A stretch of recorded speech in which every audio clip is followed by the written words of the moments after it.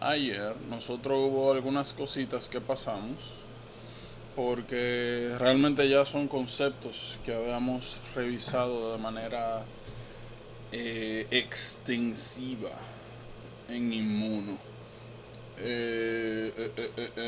¿Tienen alguna duda cuando revisaron o algo? ¿Vieron algo fuera de lugar? ¿Algo que ustedes consideren que necesite una explicación extra?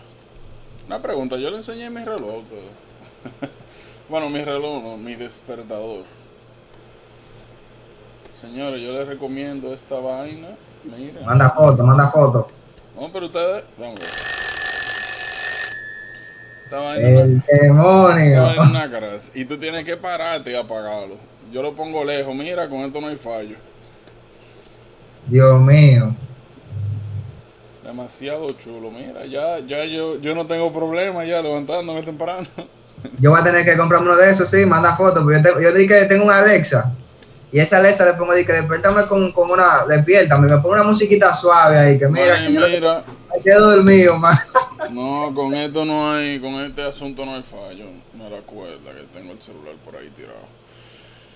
Mira, ay muchacho, con eso yo no he... Un solo día no me ha fallado, porque es que el sonido es tan... El timbre de ese sonido es pero tan, que tú crees que te vas a morir si tú no te paras. Tú tienes que despertarte obligado.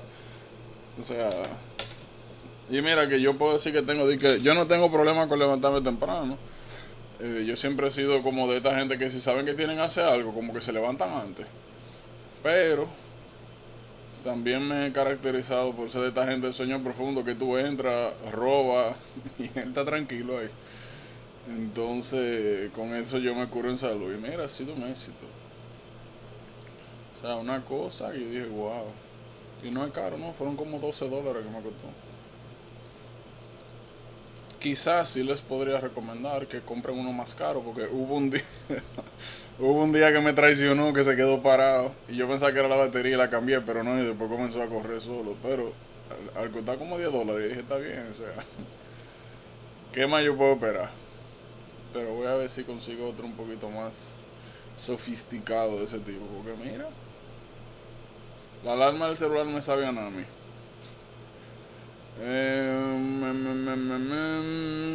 Ok, entonces vamos con el cáncer de las anemias. Ay, ay, ay, ay, ay. Miren, la anemia la vamos a tratar así mismo en grupos, como está pues acá. La vamos a ir manejando por grupos y como les había comentado, más que ir de que ay, mira, no, no, no. O sea, de ir por cosita, lo que nos vamos a encargar es de describir la patología, tener una idea de en qué consiste cada patología, um, y de cómo diferenciar una de otra. Nuevamente, antes de iniciar, se encontraron con algún material salvaje que quieran revisar, discutir, que consideren que requiere explicación de lo que le pasamos para arriba. ¿Alguna duda? Seguro, griten ahora. Ay, Dios mío. Yo me asusto cuando dejo cosas de que miren esos botellas. Yo me asusto, pero está bien, voy a confiar. Déjenme verificar que esto esté Es que grabando. realmente como tú dices, es como si fuera botella eso, porque eso es como que cosas puntuales. Esto y se acabó. Ya. Realmente eso opino. Por eso yo ni le pongo caso en este setting, porque, ¿qué yo le voy a decir? Ustedes saben leer. No tengo Eso, manera Yo de no, decirlo. eso es mucho antes y se acabó. Démelo, loco. eso, yo creo, no fue en plaqueta que nos quedamos ya. Ah, pero muchacho, yo te Sí, voy a pero matar. acuérdate que dijimos que íbamos a abarcar las anemias primero. Que en el libro está mezclado. Habla de plaquetas, después de Ok, ok, anemia, ok. después de los desórdenes de coagulación. Entonces lo que dijimos es que lo vamos a agrupar en segmentos lógicos. Que vamos a hablar de las anemias y cuando terminemos de hablar de anemia, entonces comenzamos a hablar de plaquetas, de lo normal a de lo patológico. Así tenemos una secuencia lógica, entre comillas. Ya nosotros vimos que, miren, yo le voy a dar un pequeño consejo. Mm, Lo más normal, en la mayoría de las preguntas, es que a ustedes lo que le pongan es las cosas generales. O sea, cuando le dan laboratorio, que le den electrolitos, creatinina, boom. Regularmente ya. Electrolito un viaje, sí, pero regularmente ya. Ya. Cada vez que ustedes vean que le pongan otra cosa, que le pongan dique ceruloplasmina, que le pongan transferrina, que le pongan ferritina, que le pongan los volúmenes corpusculares medio, que le pongan, miren lo que sea, que no sea lo básico, es porque hay algo por ahí. O eso, o le ayuda para el diagnóstico, o le ayuda para descartar cosas. Entonces tienen que ponerle mucha atención. Por ende, cada vez que ustedes vean los volúmenes hematrimétricos, BCM, HCM, CHCM, pónganle atención. Importantísimo. Por lo general, no están de más. Algún papel tienen. Entonces ya nosotros sabemos que cada vez que tenemos el BCM por debajo, lo normal es de 80 a 100. Por debajo de 80, microcítica hipocrómica, busca deficiencia de hierro o hemoglobinopatías. Más de 100, anemia macrocítica, que puede ser megaloblástica o no megaloblástica. Ahora bien, deficiencia de hierro, ya nosotros hablamos de eso, vimos los cuadros, ¿se acuerdan que había un cuadrito de eso que estaba de que cómo cambiaban los valores en sangre, del total iron binding capacity, ferritina? Ya eso nosotros lo vimos. ¿Qué le puedo decir? Miren, por lo regular, me incluyo, por lo regular, uno en lo que uno más tiene que, en lo que uno más se fija es en hierro, total iron binding capacity y ferritina. Y eso está bien. Eso está, miren, súper bien. Ahora, miren esto.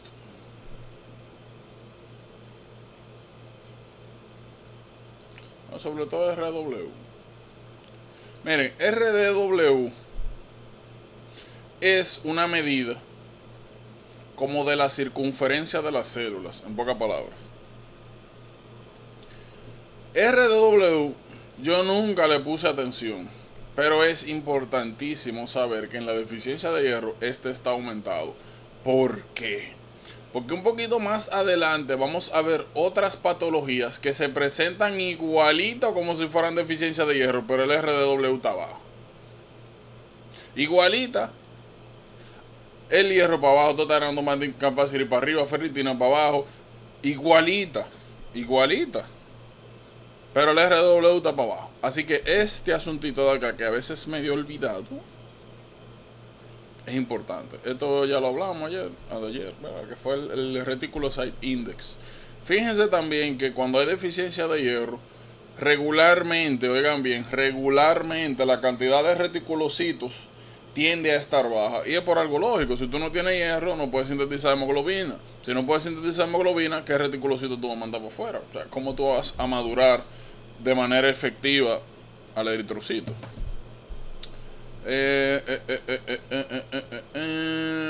Ya nosotros hemos hablado de anemia. Habíamos dicho anteriormente que cada vez que usted veía a un paciente que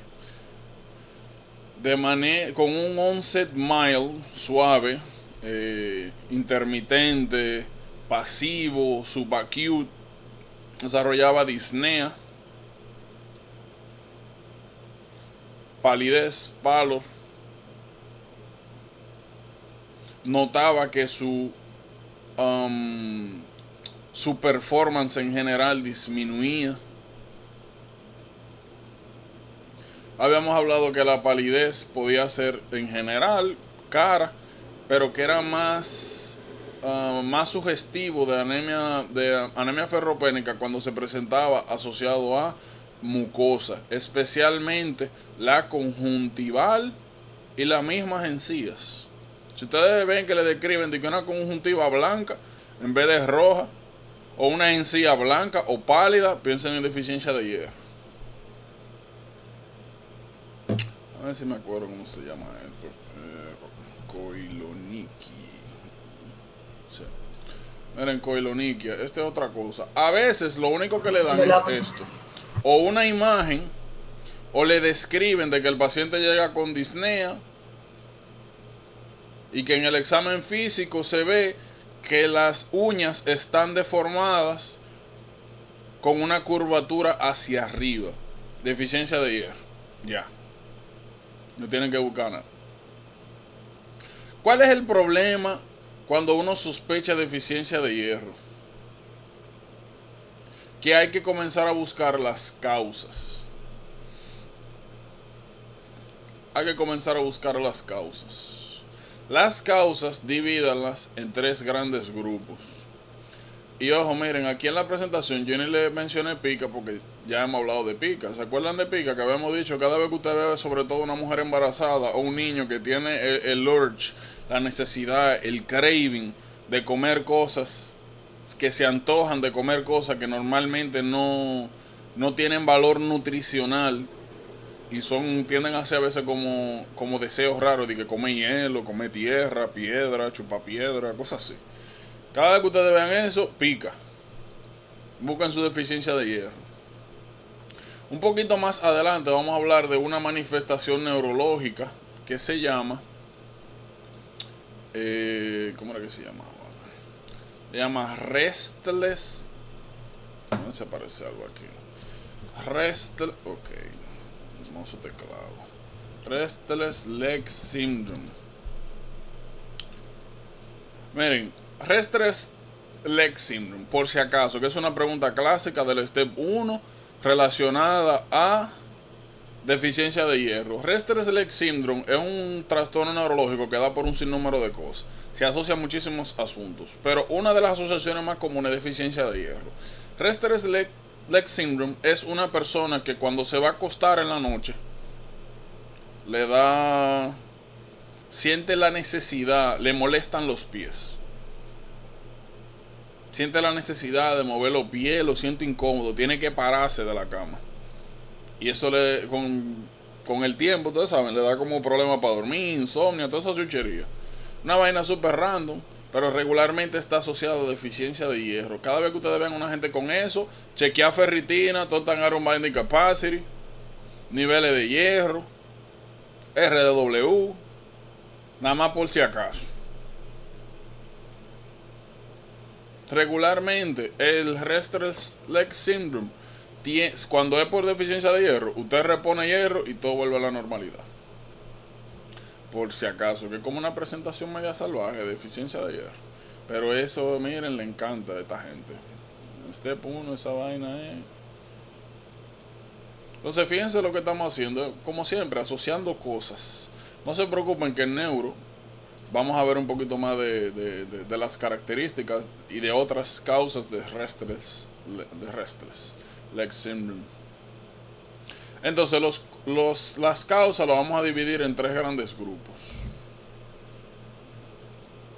Cada vez que usted ve a una persona donde usted sospeche de deficiencia de hierro, tiene que pensar de una vez en buscar cuál es la causa. Regularmente las causas, como les decía, lo dividimos en 3 grandes grupos. Este es el primer grupo, que es por pérdida crónica, por sangrados crónicos. Esta otra, que es la segunda más común, por deficiencia nutricional. Una persona que no come bien. Ya. Donde las demandas no son... ¿cómo se llama? ¿Cómo se dice cuando las demandas no son Alcanzadas. Suficientes? No, satisfechas. Eso mismo. Nutricional. Y lo otro son los cuadros sindrómicos, que sencillamente están asociados a deficiencia de hierro. Que el clásico es Plummer-Vinson Syndrome. Entonces, miren, por sangrado. Cuando nosotros hablamos de sangrado crónico, por si acaso, no nos estamos refiriendo a que una gente se está muriendo de que un sangrado profuso ahí que hay que internarlo. No, muchas veces son sangrados pequeños, pequeñitos, pero que con el tiempo causan deficiencia de hierro, porque sencillamente las pérdidas diarias son mayores que las ingestas, aunque usted esté comiendo normal, bien balanceado. Díganme causas de Deficiencia de hierro por sangrado crónico. Ulcerative colitis. Ajá. Ok, ulcerative colitis, ¿qué más? Sangrado, sí. Pectic ulcer disease. No te oigo bien, pero... Cuando las mujeres están en la premenopausia, que tienen un sangrado mayor, no Sangrados necesariamente. digestivos. No necesariamente. un sangrado uterino Güey, normal. van a empezar con su bulla. Espérense, día uno. Me parece Emocionado que que fue estamos. Ande el día André. Me parece que fue Rosana que mencionó lo de premenopausia y eso. Eso es tan irregular que yo ni me atrevo a irme por ahí. Porque Bueno, eso pues, depende del cielo, el universo, las alineaciones de los planetas, que si la mujer es bonita, que si es fea, que cómo ha sido su vida. O sea, sangrado, mujer, menstruación, menopausia, eso es, mira, un tema que yo ni me meto por ahí. Porque miren, es un problema. Realmente yo lo que quise decir fue sangrado uterino normal, entonces. Bueno, tú podrías poner sangrado uterino normal, ¿verdad? ¿Tú conoces alguna patología que cause eso? Sí, la verdad sí. Ajá, Pero ahora mismo no me llegan a la mente. eso pasa. Bueno, Estoy fundida. más adelante vamos a hablar de los llamados heteroleomiomas, los fibromas. Vamos a hablar de endometriosis. Vamos a hablar de muchas patologías donde suelen acompañarse de heavy menses. Trastornos hormonales. En fin. Pero vamos acá, porque yo tengo una pregunta, una pequeña duda. ¿Por qué ustedes se van a hablar cosas random cuando hay muchas cosas que hemos visto que están relacionadas? Ojo. Oh, Yo pero dije está sangrado digestivo bajo y alto, pero tú Ok, no hemorroides. sangrado gastrointestinal. Ok, ahora, ¿qué tipo de sangrado gastrointestinal? Bueno, Y no es de que alto y bajo, sino causas. Mallory Weiss disease por Exacto. una persona que Dios está... mío, pero los voy a matar a ustedes. Y varices esofágicas. Señores, Ajá, una varices. pregunta. Síndrome de Mallory Weiss, ¿quién se acuerda que era eso? Eso es una dilatación del esófago que produce como rasgos, injuries longitudinales por estar vomitando mucho, que puede pasar a las personas embarazadas y lo que se inducen al vómito. Entonces, ¿por qué tú me dices que es una causa de anemia microcítica Sangrado. hipocrómica? Oh, yo pensaba que era que... Sangrado crónico. Yo diría que Porque en Mallory Weiss tú tienes el tear, sí, tú tienes el mucosa y puede salir un chin de sangre, pero eso es un episodio agudo. Después eso se sana y ya. Estamos hablando de vainas gastrointestinales que sangren constantemente de a poquito. varices Por- esofágicas. Coño, van a seguir boceando. Qué vaina. Vamos a ir. ¿Ustedes se acuerdan de su número? El mío es 0. Yo creo que no hay tres. El 4. Porque es que no entiendo nada. O sea, literal. Está bien. Vamos a volver a los viejos tiempos. Yo le decidí. Es verdad. Démelo. También varices esofágicas. Ok. Bueno, mira, varices esofágicas tú la tienes y cuando explotan tú tienes un sangrado agudo. O sea, regularmente eso no sangra de que de achín. So, no. Puedo. Grita. Podría también ser inflammatory bowel disease.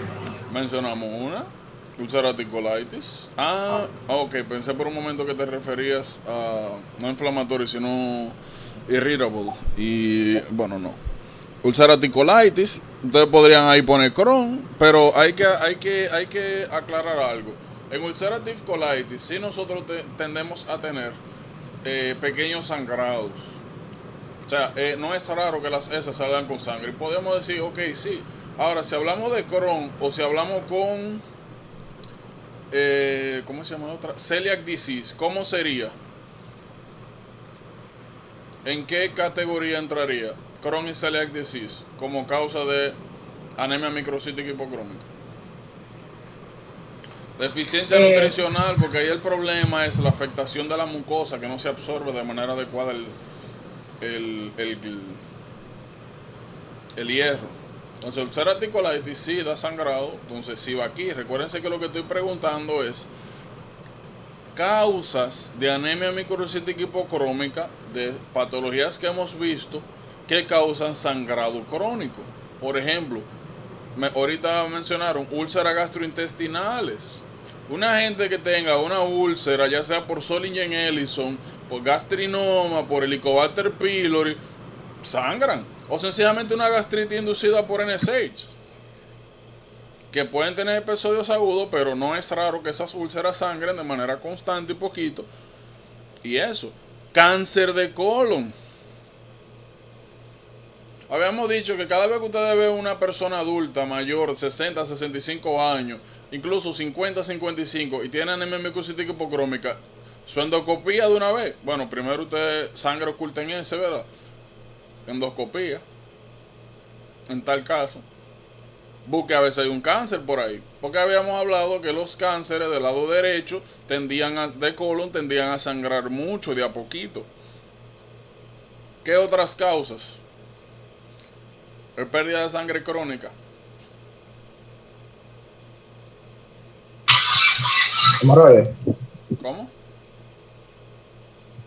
Hemorrhoids. Los mismos Hemorroides. menses. La menstruación. Menstruación. No tiene necesariamente que ser un sangrado normal. La menstruación ya es un factor de riesgo. ¿Qué otra cosa? Necator americanus. ¿Se acuerdan? Ah, sí, eso. Hookworm. Sí. Bookworm. ¿Qué otra cosa?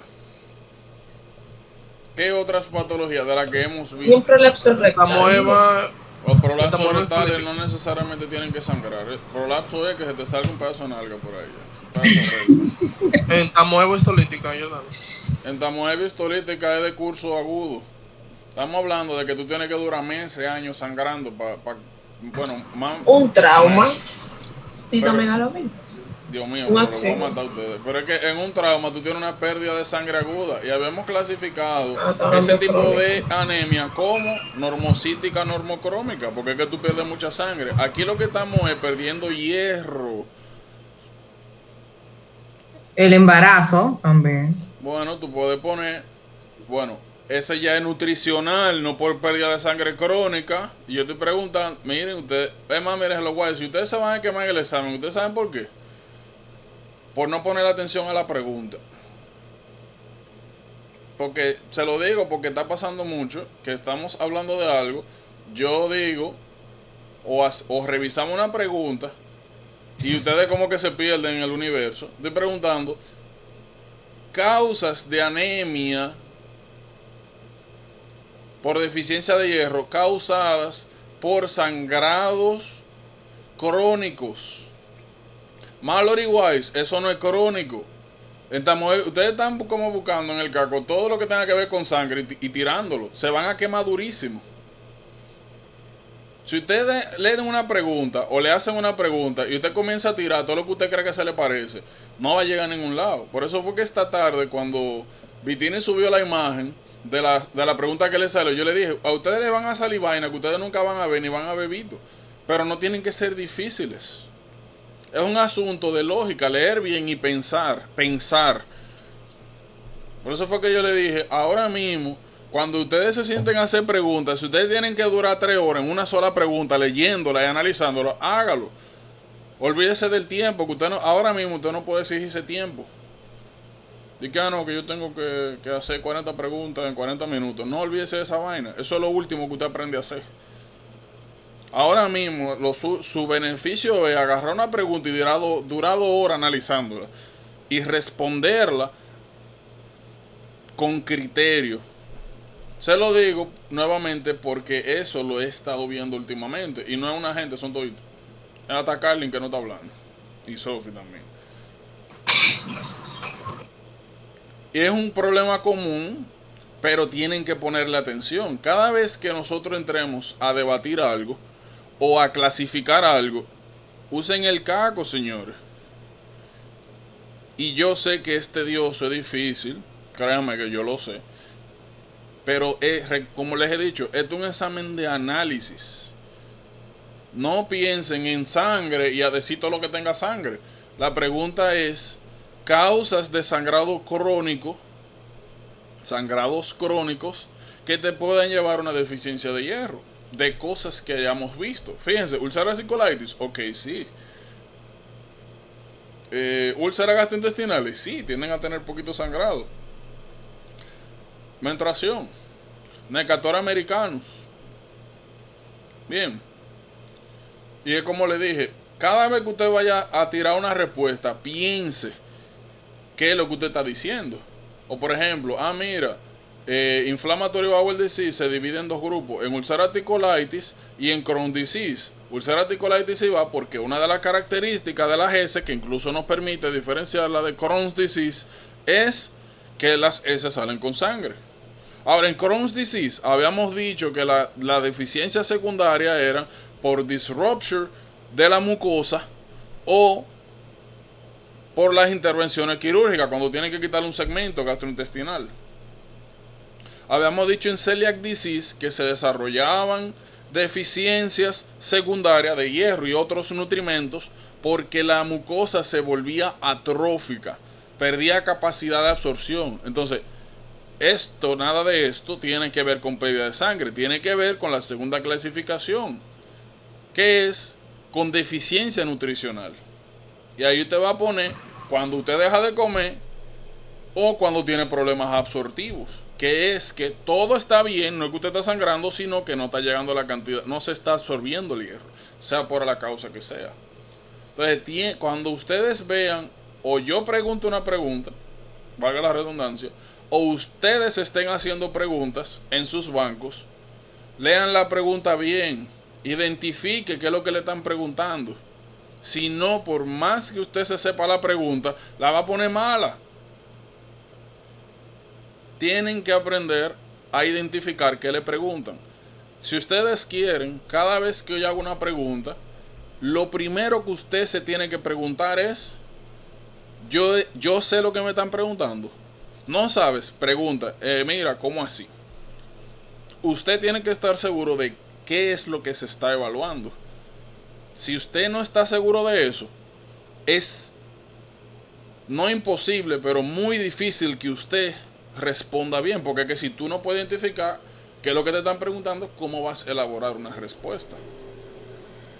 Y nuevamente, eso tienen que aplicarlo, no solamente conmigo, es cuando ustedes hagan sus bancos. Por eso fue que incluso ahorita en la tarde, cuando Juan estaba hablando de lo del porcentaje y toda esa cosa, yo le dije, yo no entiendo esta vaina, yo no la entiendo, de verdad que no entiendo ese efecto, no entiendo por qué eso pasa, no entiendo nada de eso. Lo que yo opino es que llega un punto donde tú desarrollas la capacidad de abordar las preguntas. Pero esa capacidad no viene por exposición a preguntas. No es que si tú haces 5 millones de preguntas, ya. No, eso viene es con el análisis de las preguntas. Y todo comienza con usted identificar qué es lo que le están preguntando. Y cuando no, pues buscar dónde ocurrió su fallo para poder arreglarlo. Porque si no, van a estar como los monos todos los días haciendo lo mismo. Y eso es lo que usted quiere evitar en este proceso. Estar repitiendo errores. Por eso es que yo le dije, quémense con gusto ahora. Porque todo, absolutamente todo lo que usted ponga malo ahora es una oportunidad para arreglarlo. Sencillo como eso. Y como ahora, ¿verdad? Está el asunto este de ambos. Próximamente ustedes van a comenzar ya su fase dedicada y van a tener que emburujarse con los bancos de preguntas. Yo le dije, los bancos de preguntas son sagrados y hay que sacarle el jugo. Por eso estoy teniendo sesiones individuales con ustedes para que entiendan de verdad y directo qué es lo que van a hacer, cómo lo van a hacer, para que puedan ver diferencia en su progreso. Si no, olvídense. Porque esto no es hacer mucho, esto es aprovechar mucho. Sencillo como eso. Entonces vayan identificando esas cositas, qué es lo que está pasando, para que le puedan dar solución. Porque yo lo puedo ayudar a identificar, pero hay una parte que ya es suya personal de qué es lo que está pasando. No me estoy... Por ejemplo, uno de los errores que yo cometía mucho al principio era el siguiente. Yo venía, agarraba una pregunta. Ok. Excelente. Excelente. Mira, de hecho, debí borrarle. ¿Qué diablo es una foto mía con la pregunta de Google? Mira la que juzga. Loco, oye, qué random. De todas las fotos que yo pude darle, la foto mía, Dios mío, qué sexy. Pero Hay que no. profundizar ahí. ¿Cómo? Sí, la Hay que profundidad. profundizar. Ojalá. Pero no, todavía no. ¿Qué era lo que yo iba a hacer con mi vida? Ah, sí. Una de las cosas o de los errores que yo más cometí al principio, me atrevería a decir que en los dos exámenes, porque el enfoque de los dos exámenes es muy diferente, es que a veces tú lees la pregunta, o sea, me refiero con pregunta a todo, tú lees lo que te están preguntando y lees lo de acá, y muchas veces uno sin organizar la información comienza a buscar. No pueden hacer eso. Primero lean su pregunta, ubiquen, separen lo que es importante de lo que no.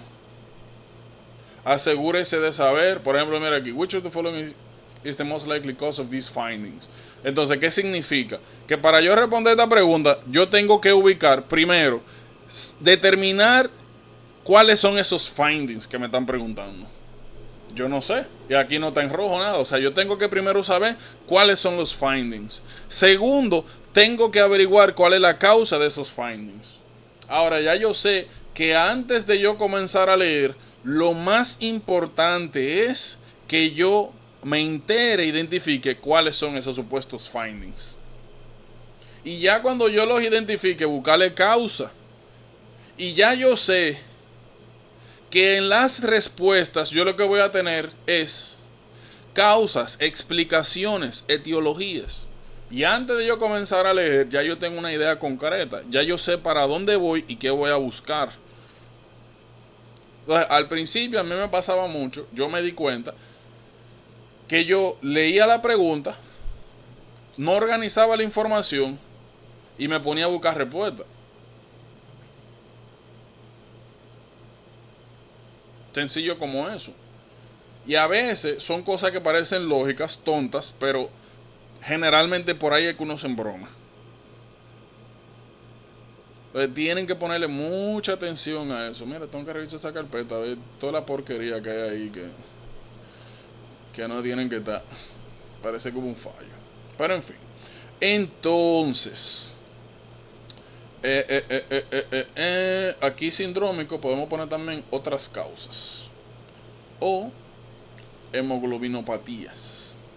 Entonces, nutricional, como mencionamos hace un momento, la palabra que estaba buscando ahorita era demanda. Usted no cumple con las demandas diarias nutricionales, ya sea o porque no las ingiera o porque usted la ingiere y no la puede absorber, como patología que mencionamos anteriormente.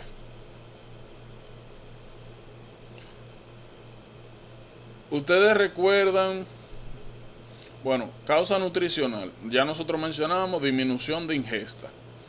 Ok.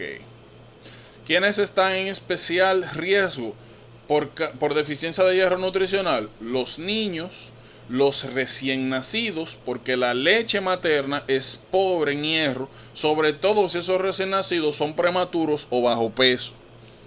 Regularmente a los niños, sobre todo bajo peso, se les suele dar en los primeros 6 meses vitamina D y también hierro. Y a la madre también se le suplementa.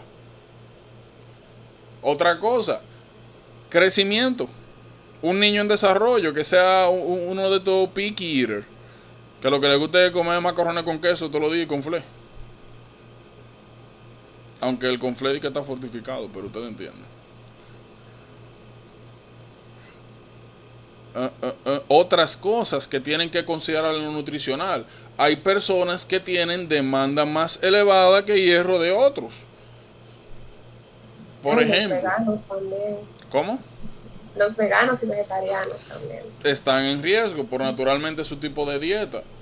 Deficiencia de B12, deficiencia de hierro, calcio, magnesio, zinc, me parece también que están en riesgo. Pero sí, entonces esas son las racionalizaciones que tienen que hacer con esto. No siempre como hablamos esta tarde, que le expliqué, no siempre las preguntas que le van a hacer van a tener una respuesta en el libro. A veces usted que tiene que utilizar la cabeza y buscar algo lógico, pero dentro de un marco conceptual. Como le mencionaba, a veces tú necesitas sencillamente más hierro. Mencionamos ahorita embarazo.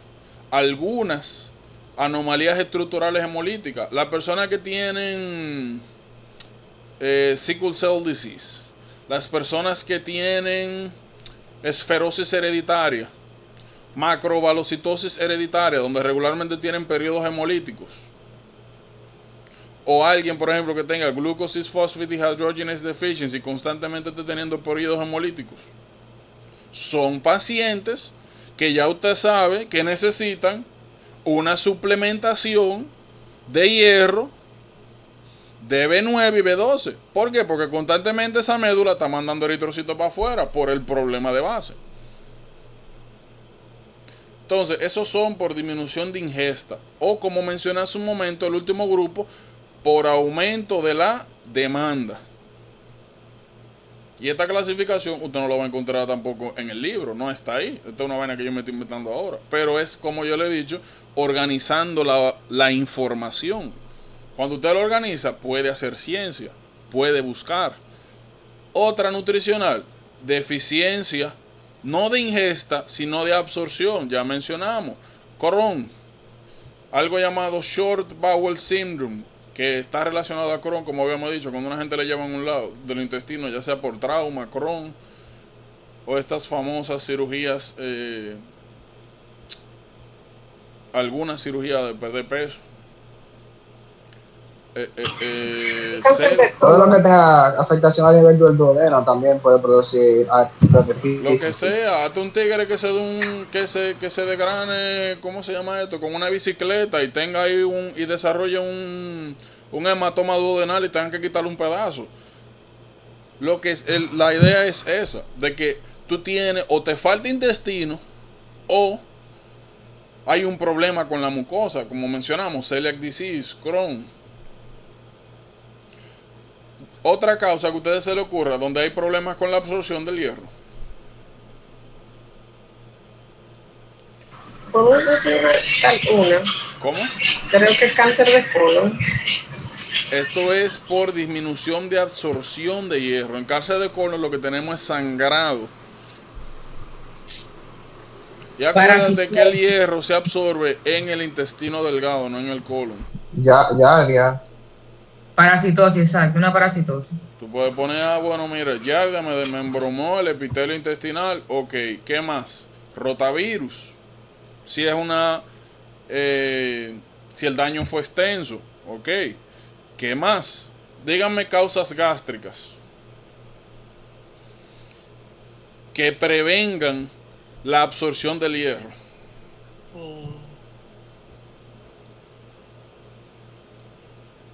¿Cómo es, Jordana, la pregunta que se está cortando?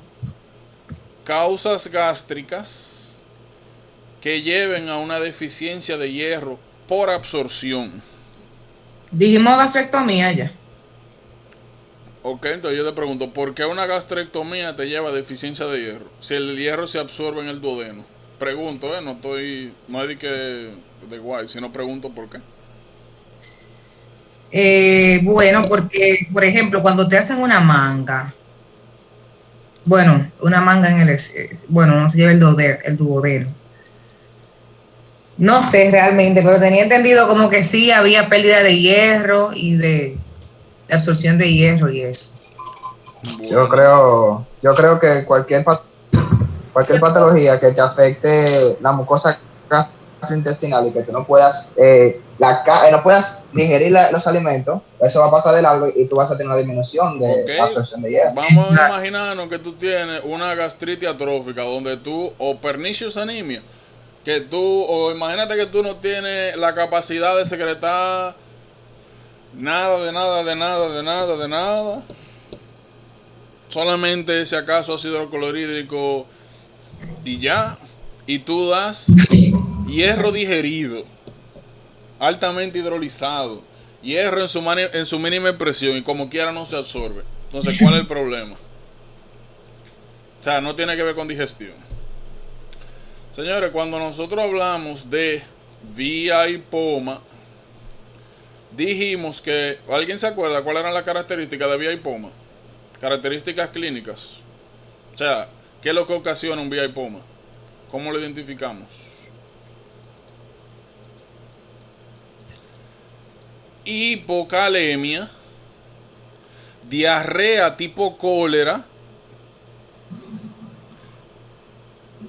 y lo otro era acloridia.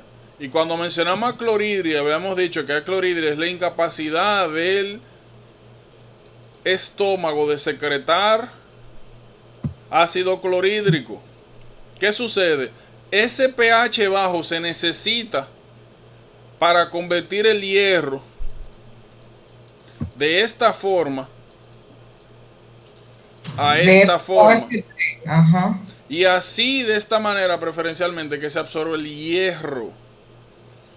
Entonces, cuando nosotros tenemos aclorhidria, ya sea por vía hipoma, ya sea por gastritis atrófica o hasta medicamentosa. ¿Cómo que se llama esto? Omeprazol. Ajá. Omeprazol, uno de los problemas que te da el omeprazol cuando tú lo utilizas de manera crónica es anemia ferropénica, porque tú no puedes convertir el hierro de manera ferrosa férrica y no lo puedes absorber. Bien, eso es importante. Disminuye la absorción del hierro. Entonces, luego tenemos, como habíamos mencionado, los otros grupos.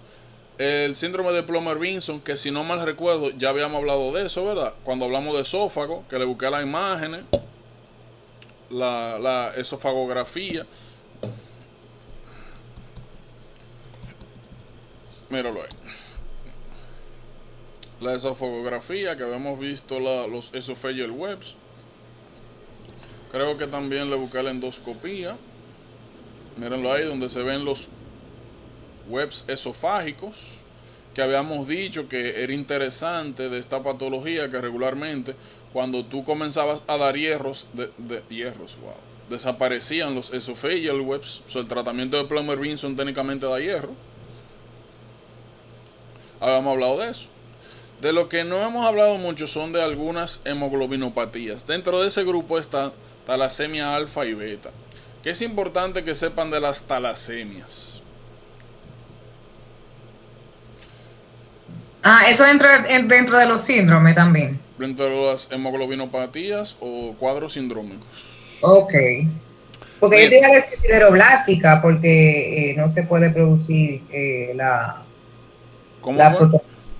Que yo iba a decir, o sea, no dije, pues, porque no sabía si entraba dentro de los síndromes, pero yo te iba a decir la anemia sideroblástica. La sideroblástica es problema con la síntesis de hemoglobina. Aquí el problema es anomalías estructurales de la hemoglobina. Ok.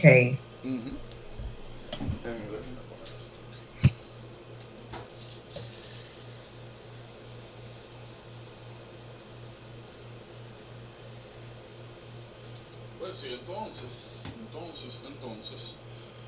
Miren, alfa talasemia, beta talasemia. Nosotros habíamos mencionado, me parece que incluso fue ayer, lo siguiente, que la hemoglobina A1, que es la principal del adulto, estaba conformada por dos cadenas, voy a poner 2 normal, dos cadenas alfa y dos cadenas beta. Alfa talasemia, problema con las cadenas alfa. Beta talasemia, problema con la cadena beta. Entonces, ¿qué es importante que sepan acá de ambas? Primero, la causa de lesión en alfa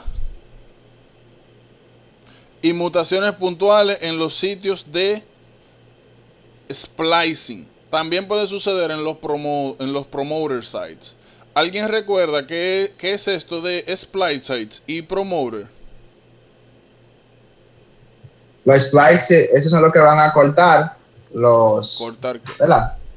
Los materiales genéticos. Elimina el intrón, ¿no es? Yo no sé, díganme ustedes. Es. Splicing, recuerdan que era un proceso de recombinación de material genético. Habíamos dicho que los genes de manera interna se dividían en secciones, se dividían en intrones y exones. Ahora, splicing va un poquito más allá de eliminar intrones. Vamos a decir que esto es un exón, que esto es un intrón, que esto es un exón y esto es otro exón. Habíamos dicho que exón, externo, va para afuera, intrón se queda adentro.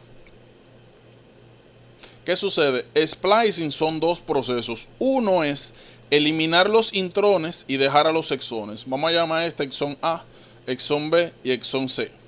Splicing, el segundo componente del splicing es la reorganización de los exones para, con un mismo segmento de material genético, sintetizar distintas proteínas. Por ejemplo, vamos a decir que en este segmento de DNA, en este de aquí, lo normal es que yo solamente pueda sintetizar una proteína que sea A, B, C. Ahora, con el splicing yo puedo crear una proteína que sea A, C, B, o que sea B, C, A, o B, A, C. Eso es splicing, reorganizar los segmentos genéticos para obtener distintos tipos de ARN mensajero que posteriormente me van a ayudar a mí a tener más capacidad y variedad a la hora de sintetizar proteínas.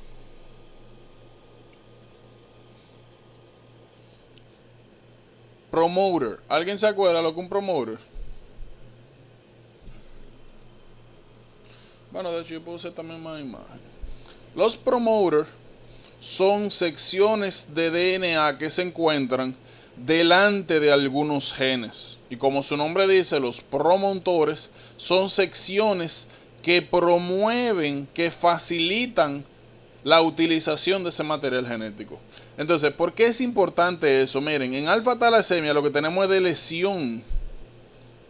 Hay pérdida de material genético. De lesión es que si tú tienes este segmento de DNA, y este es el normal, en una de lesión, tú pierdes un segmento de DNA. Perdiste ese pedazo. Eso es alfa-talasemia. Entonces, en beta-talasemia son mutaciones puntuales en los sitios que dirigen el proceso de splicing o aquí en el promoter. Si tú mutas el promoter, tú disminuyes la utilización de ese material genético. O si tú haces cambios acá, por ejemplo aquí donde tú estás dividiendo un exón de un intrón, tú puedes alterar la división de uno de otro y hace que el exón A se convierta en este segmento completo, AA, en vez de estar separado, y que entonces ahora el intrón se agregue a la información de síntesis proteica, dañándote al final la proteína. Entonces es importante tener esa diferenciación entre la etiología de alfa y beta talasemia. Son procesos diferentes que alteran la estructura de la hemoglobina. Los cromosomas son diferentes. Les recomiendo que se aprendan los cromosomas, dónde ocurre cada cual. Miren, aquí hay algo importantísimo y salvaje que no está explicado acá. Bueno, vamos cuando hablemos aquí de esto. ¿Qué es esto? Hay dos tipos de mutación en alfa-talasemia que pueden ser cis o trans. Mira, está lloviendo. Cis o trans. Y eso es importante. Yo no me acuerdo exactamente. Déjame ver. Era alfa-talasemia, cis versus trans. Population.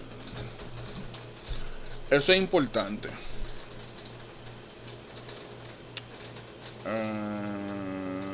No. Es alfa-talasemia. Miren acá. Fíjense, las mutaciones trans son más frecuentes en afroamericanos y las cis son más frecuentes en chinos, asiáticos. Eso es importantísimo. Suelen preguntar esa pendeja. Mutaciones trans, principalmente africanos, cis, asiáticos. Eso es importante, nota aquí. Es importante. No me acordaba de eso. pero sé que es importante. Pero vamos a hablar ahora bien de eso para que entendamos qué es lo que sucede. Fíjense, nosotros habíamos dicho en genética que nosotros heredábamos 2 alelos para cada cualidad, para cada proteína. Las cadenas alfa de la hemoglobina son proteínas. Significa que nosotros heredamos una copia de la madre, una copia del padre. Pero ¿qué sucede? Cada uno de estos segmentos se subdividen en 2. Por ende, nosotros heredamos 4 copias de genes que nos permiten a nosotros sintetizar cadenas alfa para la síntesis de hemoglobina. O sea, nosotros heredamos 4 copias en total. Como tenemos 4 copias, nosotros tenemos un espectro de diferentes presentaciones de alfa-talasemia, donde nosotros podemos perder o un gen, o 2, o 3, o 4, que eso es lo que vamos a ver aquí, los diferentes tipos de talasemia. Eso es importantísimo porque es lo que nos va a permitir a nosotros identificar entre los diferentes tipos su severidad y su presentación.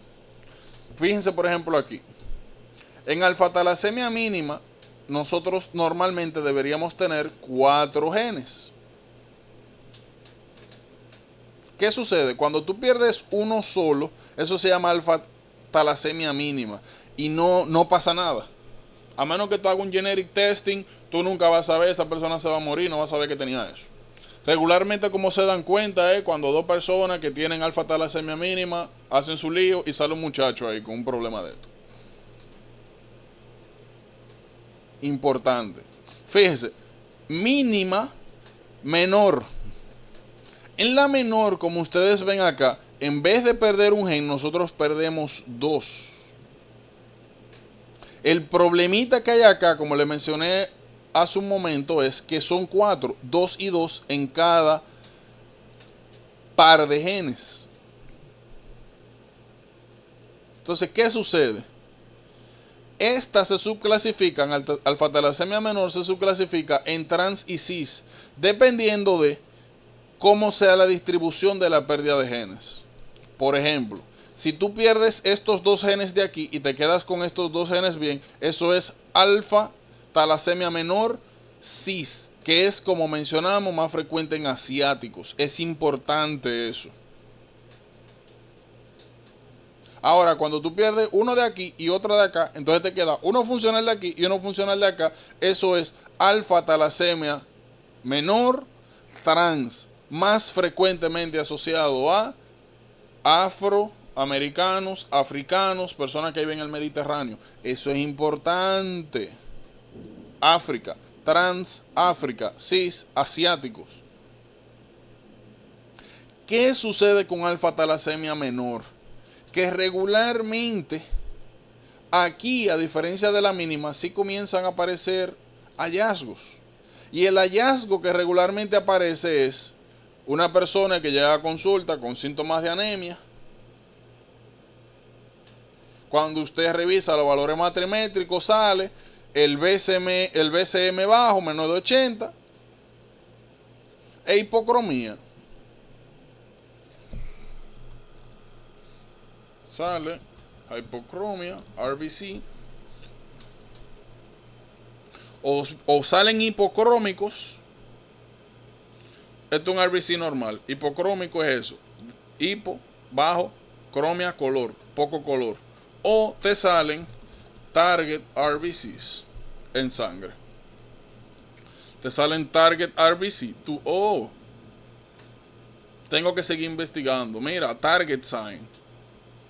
RBC en forma de target, en bullseyes. Déjame buscar talasemia. Ahora, Regularmente lo que van a encontrar o lo que le van a decir es lo siguiente: mira, llegó un paciente que tiene síntomas de anemia y salió con anemia microcítica hipocrómica. Entonces nosotros habíamos visto anteriormente que los pacientes que tenían anemia por deficiencia de hierro tenían el Total Iron Binding Capacity incrementado, que tenían la ferritina baja, que tenían el RDW aumentado y que tenían los reticulocitos bajos. Eso fue lo que vimos, ¿verdad? Pues adivinen qué. Cada vez que ustedes vean este patrón, tienen que pensar en deficiencia de hierro, de las diferentes causas que hablemos. Ahora, si usted ve que el RDW está bajo o que los reticulocitos están altos, piensen en alfa-talasemia. ¿Qué ustedes opinan de eso? Yo sé que los RDW van hasta abajo, los reticulocitos, yo no lo había Yo leído. creo que los reticulocitos. Sí, porque es una anemia regenerativa, ¿Cómo así? ¿verdad? Bueno, que como que la médula ósea está tratando de compensar, entonces tú vas a tener un aumento en la regenerativa significa que no hay reticulocito. No, hay regenerativa. Ok, ahí sí. Claro, porque el problema Exacto. no son los eritrocitos. El problema no es que no hay hierro. De hecho, regularmente incluso tú puedes encontrar en un paciente con alfa-talasemia hierro normal. Puede suceder eso. Entonces, el problema no es medular, el problema no necesariamente es una deficiencia directa de hierro, es un problema de base con el manejo de la hemoglobina.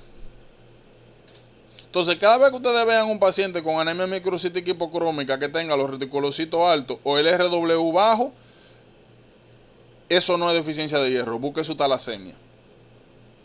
Entonces, aquí es donde ustedes van a tener el indicio de sospechar de talasemia.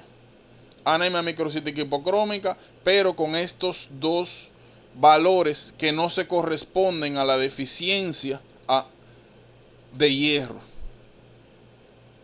cuando es por causa nutricional.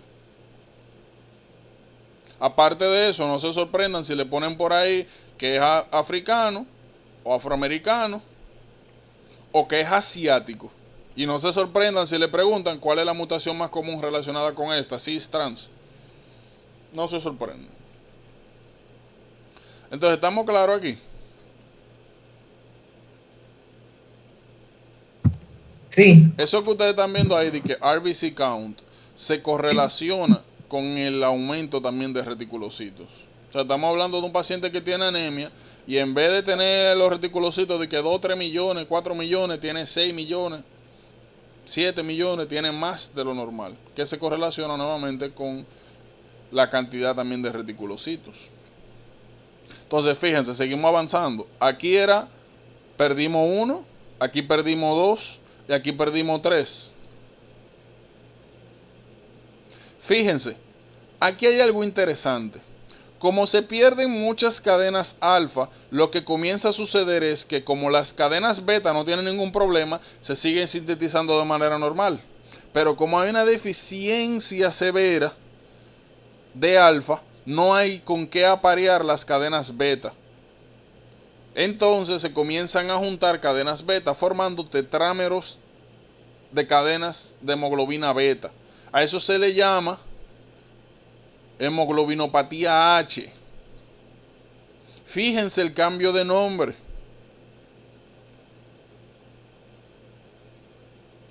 De ahora en adelante, cada vez que ustedes le digan que hicieron un paciente que tiene anemia, le hicieron una electroforesis y salió de que hemoglobina H o salieron tetrámeros de cadena beta, busque su talasemia.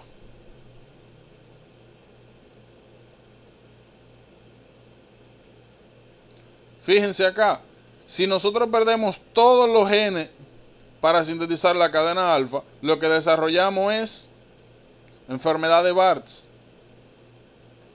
Y aquí hay un hallazgo muy característico que nos permite diferenciarlo de hemoglobinopatía H. En vez de aparecer los tetrámeros de beta, aparecen de gamma.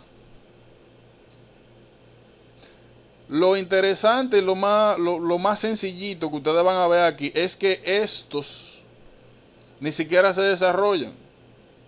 Hydrops fetalis, le enseñé la imagen en estos días. No se desarrollan, muerte intraútero. Pero tienen que saber diferenciar entre hemoglobinopatía H y B. Como le dije, cada vez que ustedes vean tetrámero gamma, talasemia. Importante. Fíjense en algo. Cuando nosotros nos movemos a talasemia beta, fíjense la diferencia que vamos a encontrar. Ya hablamos de la causa de base. Aquí hablamos un poquito de los diferentes tipos de alfa-talasemia menor y su distribución geográfica. Aquí con beta-talasemia hay algo también según la geografía. Cada vez que ustedes le hablen de una gente que sea del Mediterráneo y tenga una anemia microcítica hipocrómica, piensen en talasemia.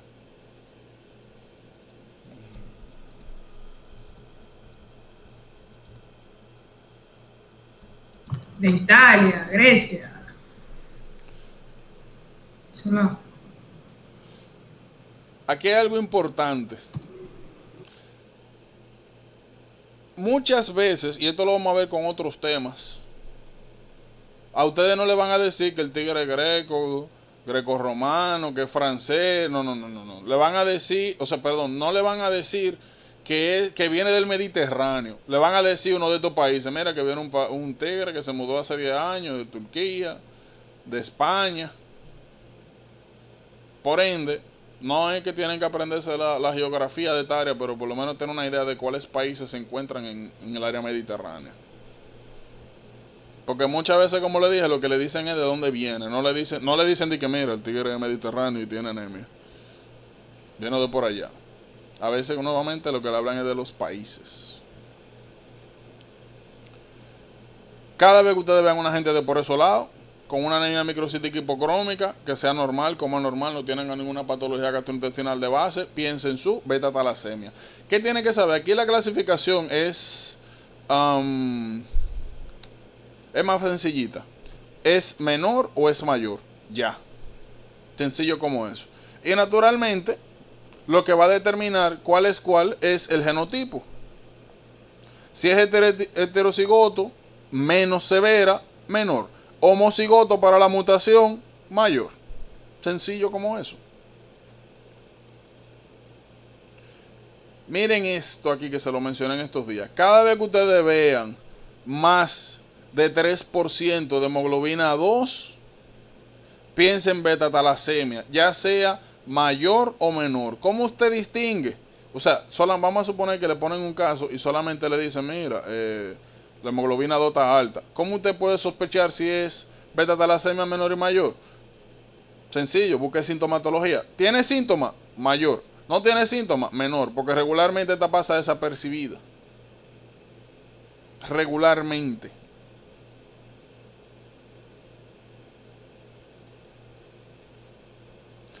Beta-talasemia mayor sí tiene un espectro de presentaciones. Sí hay problemas con el desarrollo, con la producción de hemoglobina. Por ende, sí se va a desarrollar, como mencioné anteriormente, sintomatología. Oigan bien, para que no se me confundan. Beta-talasemia mayor lo que te da es una anemia severa, como mimiqueando deficiencia de hierro.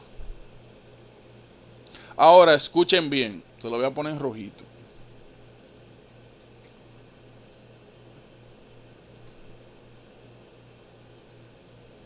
Target Cell, ya hablamos que es sugestivo de talasemia. Miren aquí. Miren aquí. Para que no se me confundan.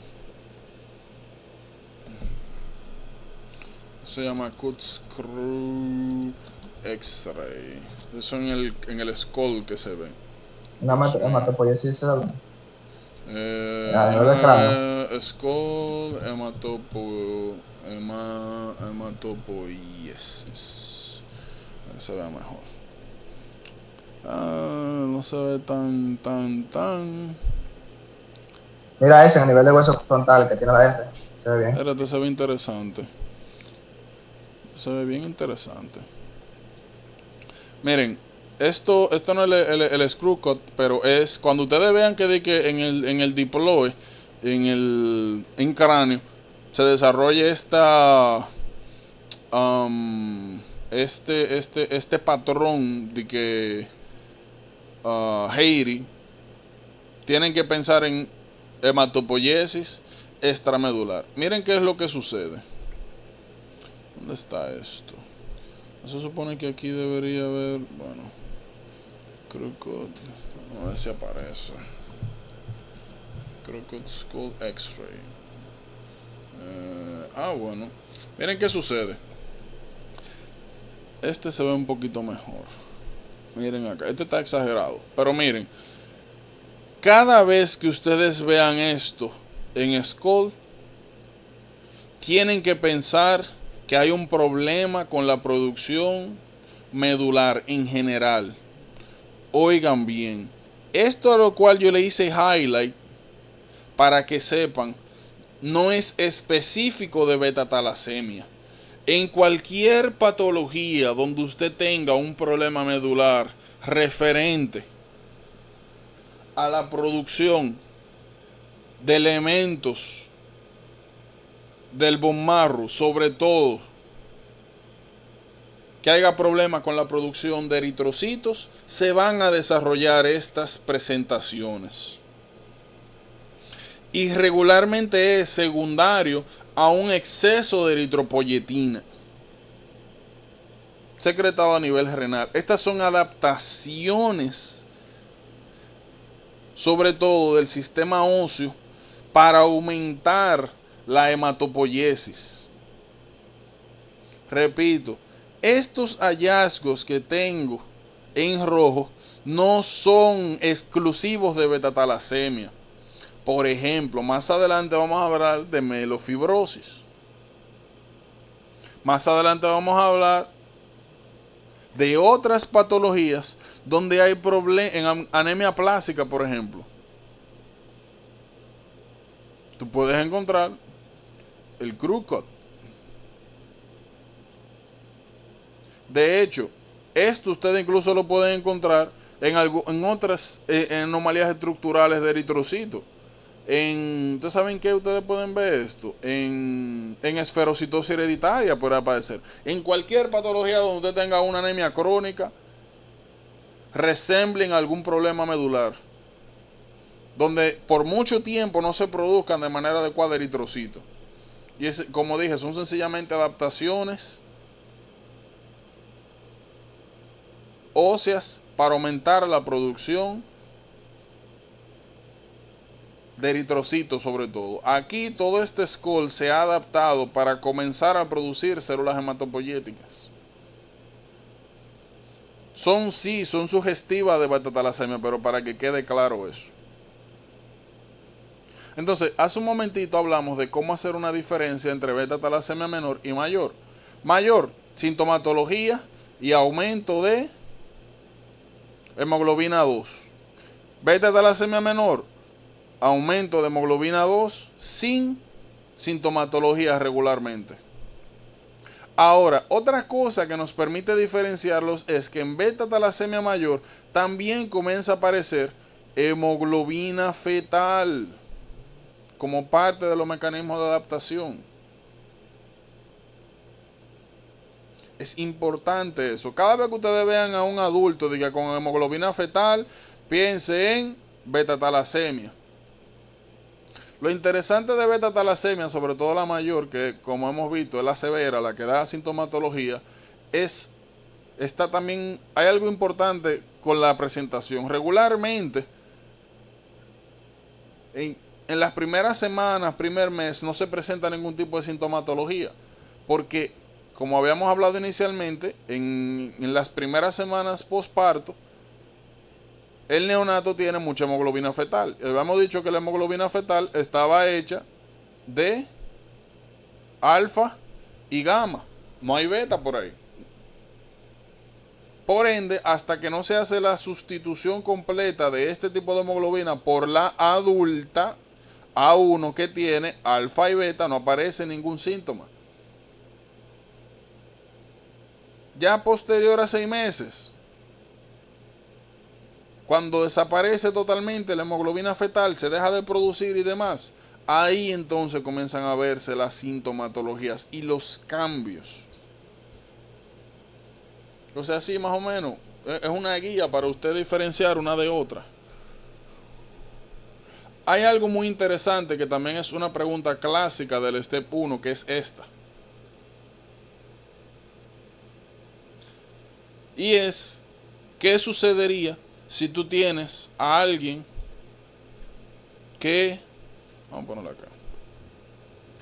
¿Qué sucedería si tú tienes un paciente que desarrolla al mismo tiempo beta talasemia menor y sickle cell disease? ¿Ustedes recuerdan dónde era que estaba el problema con sickle cell disease?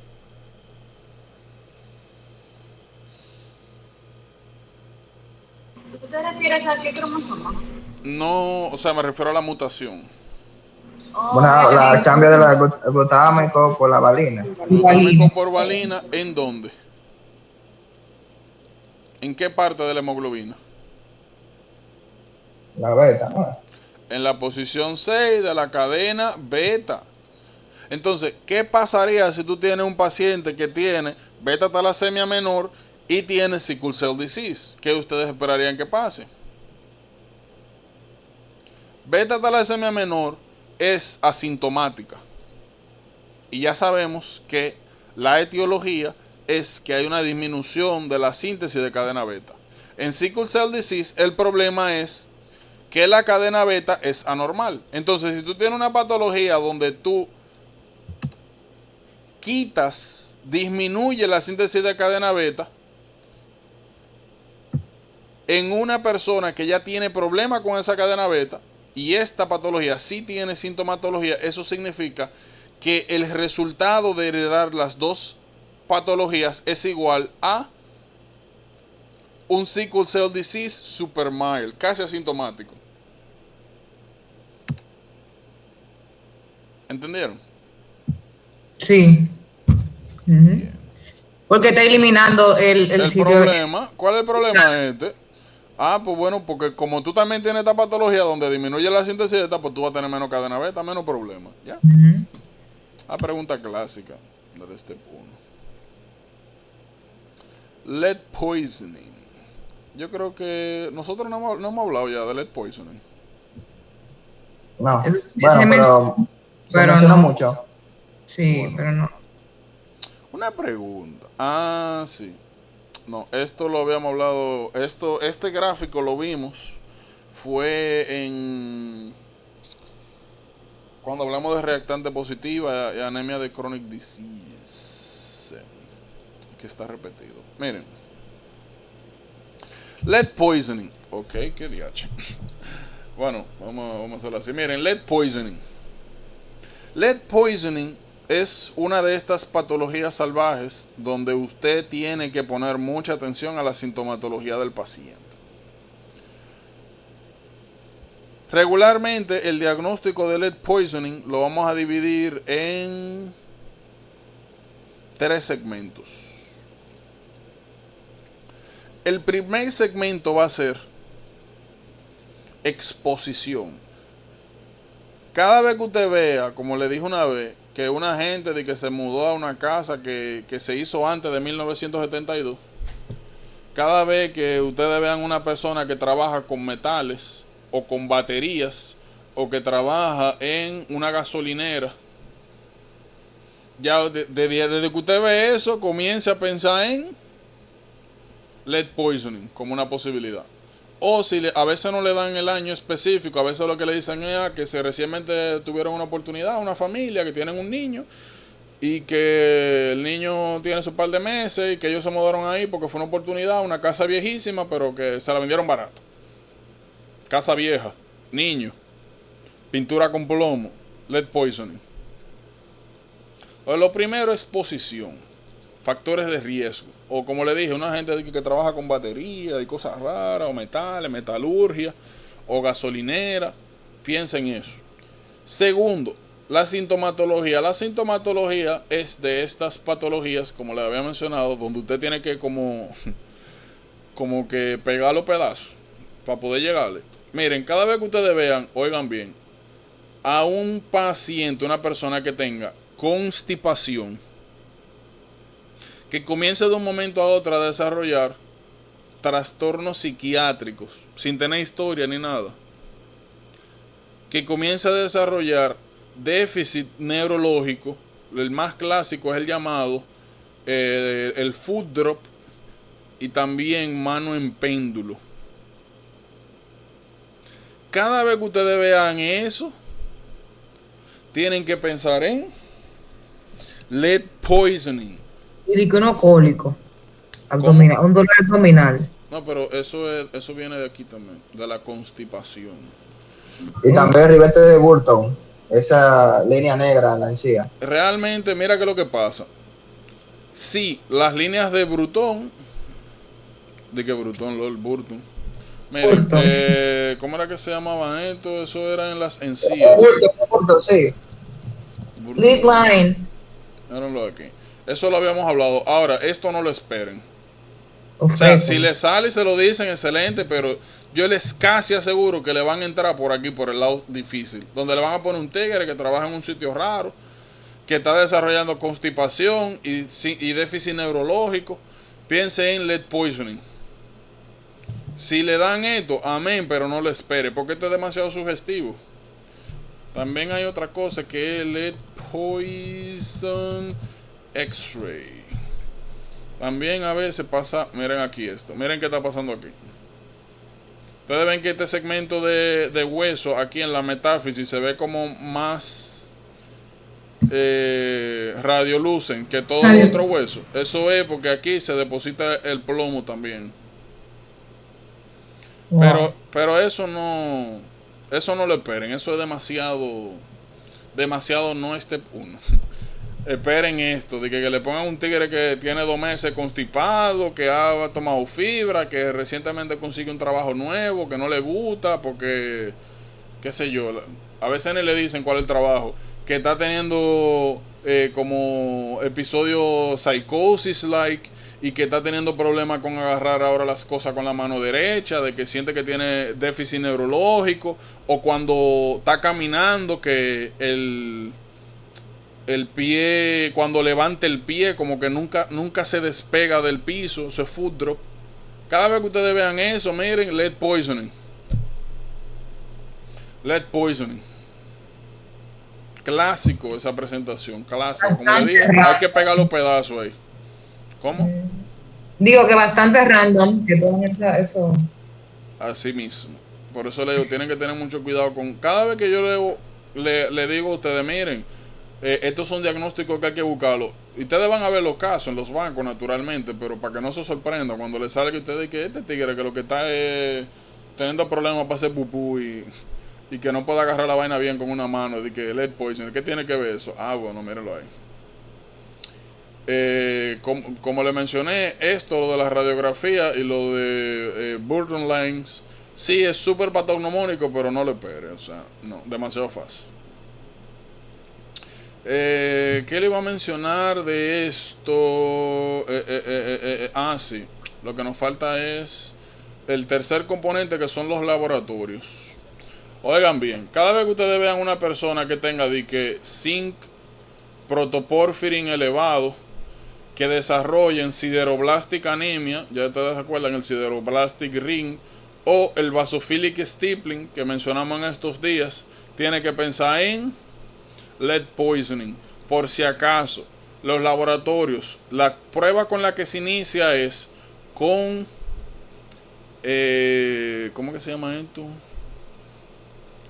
Le llaman venous blood levels. Le agarran un dedito, le hacen un pulloncito, lo ponen en como la pipetica esta, lo que le llaman capilares, y miden los niveles de lead. Si los niveles de lead dan elevados, lo que se hace es blood lead levels, o sea, se hacen los niveles de plomo en sangre. Primero venoso, como le dije, una punción en la punta del dedo, y luego en sangre. También dan alto, confirmado. Tratamiento. El tratamiento del lead poisoning se divide en dos grupos. Se divide, oigan bien, en EDTA, y el otro se llama, el otro fármaco, dimercaprol succimer.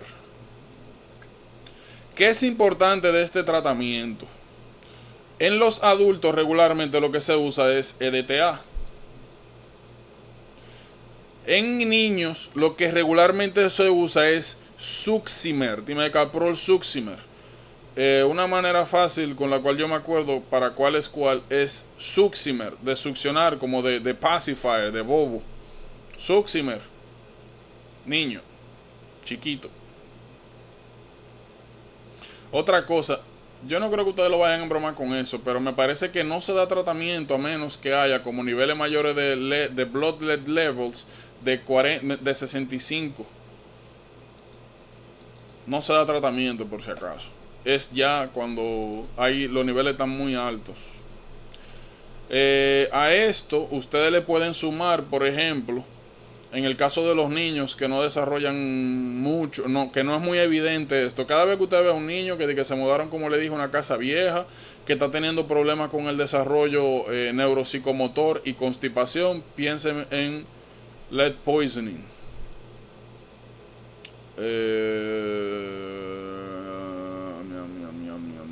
Yo creo que ya. Ya. Ah, mira, ya no sabía, no me acordaba que aquí había una imagen de eso. Ya. Creo que es.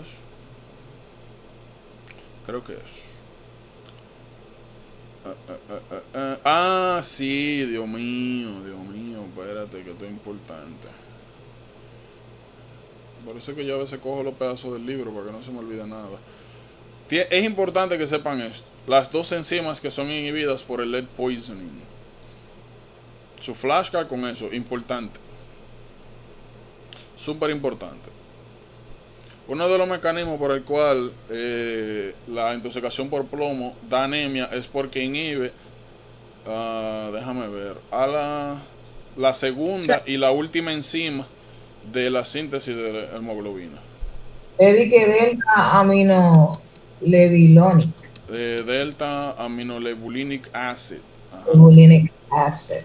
Deshidratase, sí. O aminolevulinic, o como te digo, si tú quieres puedes poner delta, pero sí, a la deshidratación. Esa es la que esa es la que el rate limiting enzyme ¿Cómo? de la síntesis. Esa es el rate limiting enzyme de la síntesis de. Me parece que no. Yo creo que el rate el limiting enzyme es a la sintasa. A la síntesis. Ok, este deshidrata. Oh my God. Y este es deshidratada. Esta es la primera y esta es la segunda. ¿Y por qué provoca esa disminución en la síntesis? Bueno, porque estas dos enzimas en el sitio activo, aquí, en el sitio activo, lo normal que tienen es un cofactor que es zinc. El zinc es un metal divalente. El plomo, Pu, también es divalente. Entonces lo que pasa en la intoxicación por plomo es que el zinc que está aquí es sustituido por plomo. Entonces pierde función porque el cofactor es zinc, no plomo. No funciona con el plomo la enzima. Entonces eso pasa con ambas enzimas. En el caso de la ferroquelatasa, aparte de que también tiene zinc en el sitio activo, pasa algo, y es que normalmente lo que hace la ferroquelatasa es que le termina de pegar el hierro al producto de síntesis de hemoglobina, y cuando no tiene zinc, sino lo que tiene plomo, lo que comienza a hacer la enzima es que comienza, en vez de pegarle hierro a la hemoglobina, comienza a pegarle zinc. Entonces eso es importante. Eso es importante. Profundo. No es importante. Esperen que le tiren por ahí. Me acordé ahora que lo vi ahí. Qué Miren. buena aclaración, porque yo pensaba que era lo mismo. Sí, eso es importante. Miren, próximamente nosotros vamos a hablar de las llamadas porfirias. Porfirias son una serie de enfermedades metabólicas que están relacionadas a la síntesis de hemoglobina. Ahora, oigan bien, mencionamos hace un momento que la sintasa es la primera enzima y la enzima reguladora de la síntesis de hemoglobina. Ahora bien, cuando hay problemas con la sintasa, no te da una porfiria. Lo que te da es sideroblástica anemia. Eso es importantísimo, por si acaso, que generalmente eso es motivo de confusión. Miren, sideroblástica anemia, en general, pongan ahí cualquier problema de base que te ocasione disminución de la síntesis de hemoglobina. ¿Qué sucede? Tú vas a tener un eritrocito que va a tener todo el hierro disponible, Pero que no se puede bandear. pero que exacto, como hay algún problema que disminuye la cantidad de hemoglobina que se sintetiza, tú vas a tener todo el hierro del mundo, no va a tener hemoglobina, entonces el hierro excedente se va a quedar dentro del eritrocito y va a formar un anillo, a eso que se llama sideroblástica, ese anillo, ese ring que se forma de hierro. Fuera de eso, y ya hablamos del hierro en hemocromatosis, como que se ve el azul de Prusia. ¿Qué tienen que saber de aquí? Como le dije, cualquier cosa que te cause problema con la síntesis de hemoglobina, sideroblástica anemia. Interesante el tratamiento, piridoxina. Piridoxina. Independientemente de la causa. Nada importante fuera de eso. Bueno, mira aquí un ring. Pero en fin. Miren, hay algo importante. Que es respecto al diagnóstico de sideroblástica anemia. Cada vez que ustedes sospechen de sideroblástica anemia, el diagnóstico se hace es con una biopsia de bone marrow. Y es al bone marrow que se le hace el Prussian Blue. Por si acaso. Porque a veces a mí me pasaba que yo pensaba que era a una muestra de sangre que se le hacía el azul de Prusia para buscar el ring sideroblast. Y no, es en el bone marrow, por si acaso. Que a veces le ponen un caso de sideroblástica anemia y le preguntan como qué prueba hacemos para confirmar. Y le sale como Prussian Blue Stain en Peripheral Blood Smear. B. Prussian Blue en bone marrow. Me llegó a pasar que yo elegía Peripheral Blood Smear, pues yo dije, ven acá, o sea, vamos a buscar el hierro ahí, porque meter una aguja al bone marrow, bueno, en bone marrow es que se ven los sideroblasts, por si acaso. Eso es importante. O sea, ¿dónde se busca?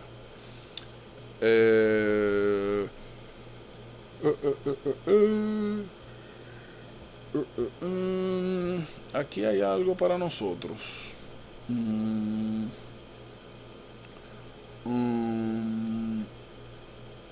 ¿Ustedes tienen alguna pregunta de esto?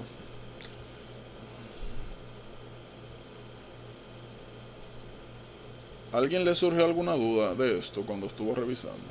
O sea, ¿hay algo que necesitan aclarar de aquí? Aquí sencillamente lo que tienen que aprenderse son los diferentes patrones para cada patología, principalmente estos.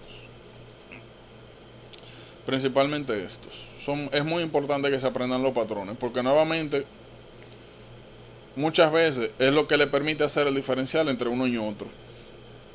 No se sorprendan si más adelante ustedes ven preguntas donde lo pongan a diferenciar entre deficiencia de hierro y chronic disease, anemia. ¿Cómo ustedes van a saber cuál es uno de otro? Sencillo. Dependiendo del patrón. Fíjense, yo pregunto, ¿por qué en la anemia de chronic disease la ferritina está alta y en iron deficiency está baja la ferritina? ¿Quién me dice? ¿Por qué? La enfermedad de chronic disease. Que por qué la diferencia en ferritina entre una patología y otra, en pocas palabras.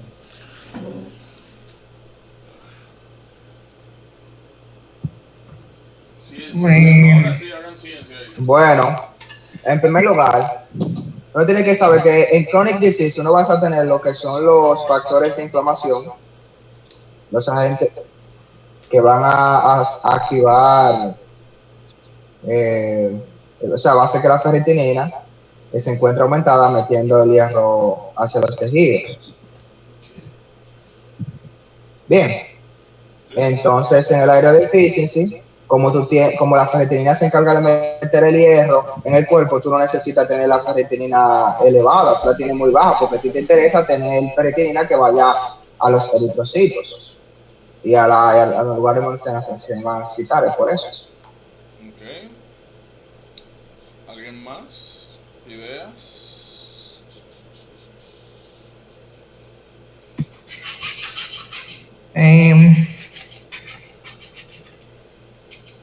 No voy a inventar mejor. No, ¿por qué no? Tira para atrás, muchachos. Ciencia ahí. Bueno, miren, ¿cómo ustedes abordan esa pregunta que yo hice? Lo primero es saber qué es lo que es la ferritina. ¿Qué es eso? ¿Qué es? La ferritinina es como, es lo que es como una sustancia que eso es lo que se encarga de meter el hierro, ¿verdad? De meterlo para dónde. Loco, está hablando feo. Profundo.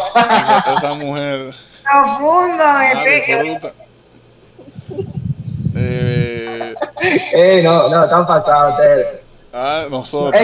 Es que no me Tú quieres no me decir sé mejor como transportadora. Porque... Exacto. De toda la palabra. De toda la palabra que hay. Exacto, un transportador. Entonces, ¿qué pasa? Que cuando una chronic, primero uno tiene que pensar en lo que es un chronic disease. En un chronic disease tú tienes lo que son el macrófago, liberando citoquinas, interleucinas. Entonces, eso va a activar el tissue factor, que va a hacer que todo, y una de ellas va a hacer que la ferritina se active, y porque tú no necesitas hierro, por ejemplo, en sustancias inflamatorias, como una sepsis, que van a utilizar ese hierro. Entonces, inclusive tú vas a tener lo que es el transferrin disminuido, porque la transferrina es lo que se encarga de llevar ese transportador, el hierro a los eritrocitos, etcétera.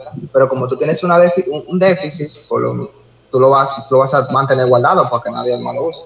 Y en el iron deficiency es todo lo contrario, como tú tienes una disminución de la absorción dígase por mala absorción o por una enfermedad gastrointestinal, entonces tú lo que vas a tratar de dejar de transportar ese hierro, de guardar ese hierro, y lo que vas a hacer es que va a comenzar a regalar en el cuerpo. Por eso es que vas a tener el transferrin aumentado y el ferritin disminuido. Bueno, así que yo lo entendí. Exacto, resumen, si hay una deficiencia de hierro, obviamente el transportador de la ferritina va a estar disminuida porque es un transportador.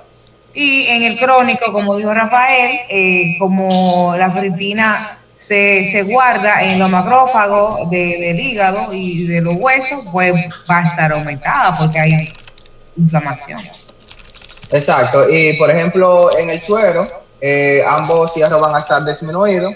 Bueno, ¿por qué? En chronic disease, porque tú vas a estar... no, perdón. Probando. Yo estoy viendo el plano ahí, escribiendo un asunto, y digo, ¿y este código? No, es que estaba cambiando el ¿cómo se llama el teclado? Porque el otro me tenía harto ya. Porque usar, pero... Rafael, estamos feos tú y yo. No. Bueno, yo leí algo, pero no quería como dar tanta pata voladora, pero más o menos yo leí como que el hierro, o sea, cuando hay una disminución de ferritina es porque debido a hay una disminución esencial del hierro. Entonces no va a estar como disponible para incorporarse la hemoglobina. Y eso se debe a un pigmento, la protoporfirina 9, algo así. Y que eso reacciona con el hierro para entonces activar la ferroquelatasa, algo así. que convierte entonces el hierro en protoporfirina dentro de la hemoglobina y entonces, o sea, del grupo hemo, y entonces el grupo hemo es el que hace la hemoglobina, si no mal me equivoco. Ok, realmente vamos a decir que la verdad está inmersa en todo lo que dijeron, pero afinado. Pero sí, miren, esto que nosotros estamos viendo aquí, en resumen, ignorando estas cosas, es, podríamos decir, como un buen resumen del metabolismo del hierro. Aquí hay varias cosas en medio que me interesaría que se concentren. Primero, miren, ferroportina. Ferro, hierro, portina, puerta. Bien. Ferritina. Y esta célula, pregunta salvaje, ¿quién es esta célula? Es una célula del gastrointestinal, ¿no? O sea, ahí está la ferroportina. Es un macrófago. Yo no sé, ¿no? Bueno, un macrófago. ¿Por qué Está un bien. macrófago? Que tiene hemoxigenasa. Oh, ¿y qué importa? Nosotros podemos absorber hierro hémico, hierro hemínico y desbaratarlo por ahí. Eso no tiene que ver. Bueno, también por qué? su forma. ¿Cómo yo sé si esto es un macrófago o una célula gastrointestinal? Solo polimero. Pero también tiene ferritina la ferritina se guarda en los macrófagos. Ok, pero Porque dice tú ferritino puedes fallo. encontrar también ferritina en gastrointestinal. O sea, ¿qué problema tiene eso? Ah, bueno. Se está, Bueno, ¿cómo es que porque está en dice? contacto. Ajá, dime. Porque, bueno, eso es un macrófago. Pero ¿por qué, Dios mío? Porque está bien un macrófago, pero ¿cómo ustedes están seguros? Hemoxigenasa, eso lo encontramos aquí. Ferritina, eso lo encontramos ahí. Donde quiera que haya hierro, tú puedes encontrar ferritina, de hecho. Bueno, Oye, dice- yo algo estúpido, como una pata voladora, como dicen los muchachos. Dígalo, dígalo. Se está comiendo un eritrocito. Coño, pero eso es. Porque cuando te has visto de que un enterocito de que comiéndose un bendito RBC. Sencillo. Yo sé que es un macrófago porque los macrófagos, el sistema fagocítico mononuclear, es el que se encarga de resolver, de eliminar los RBCs y posteriormente de engulfear y metabolizar la hemoglobina, que eso fue lo que vimos. Aquí no está representado, pero de aquí, por ejemplo, miren, hemoglobina. La globina se va por ahí a convertirse en aminoácido. El hemo, nosotros lo separamos en hierro, que miren para dónde viene, para la ferritina. Y lo otro, ¿qué es lo que va a salir por aquí? Bilirrubina, no conjugada naturalmente. Y de ahí ya eso lo hablamos. Lo único que estamos viendo, otro aspecto de este proceso. Miren qué sucede. Vamos a concentrarnos en ferroportina y ferritina para caer en cuenta. ¿Qué es la ferritina? La ferritina es una proteína. Wow, me fue la R. Es una proteína que se encarga de bindear hierro, el exceso de hierro. Para que el hierro no esté por aquí afuera suelto, haciendo lío, como hemos visto. Ya nosotros sabemos que existe la reacción de Fenton. Si el hierro está libre por ahí haciendo desastre, lo que va a ocasionar es daño nuclear y daño a la membrana. Ahora, si usted tiene ese hierro unido a ferritina, no hay ningún problema. Usted tiene ahí una reservita de hierro. La ferritina es una proteína. Es que usted tiene ferritina con hierro. Usted necesita hierro. Degrada la ferritina y saque ese hierro. Lo despega cuando usted lo va a utilizar. Miren aquí, el exceso de hierro es el que se pega a ferritina. ¿Cómo sale? Ferroportina. Ahora. Transportador. ¿Cómo? Digo que ese es el transportador, porque ahorita se dijo que era Exacto, ferritina. que era esto. Ya ustedes saben que no. Ferritina es una proteína de almacenamiento. Ferroportina, así como ustedes ven acá, es un transportador de membrana.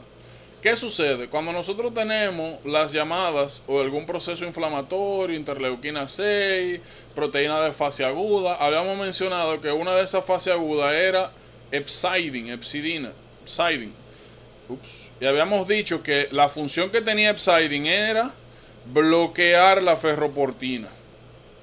Entonces, cuando hay proteínas de fase aguda incrementadas, dentro de ellas la hepcidina bloquean la ferroportina.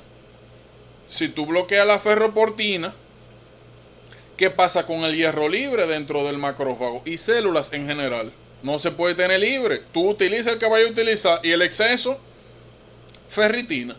Entonces, por eso es que nosotros estamos viendo aquí que en chronic disease la ferritina está elevada, porque hay hierro disponible. Lo que pasa es que tú no lo estás sacando y el que está afuera tú lo estás metiendo para adentro para pegar la ferritina y mantenerlo aquí guardado. ¿Para qué? Para que cualquier patógeno que esté por aquí afuera, bacteria, lo que sea, causando esa reacción inflamatoria, no tenga acceso al hierro.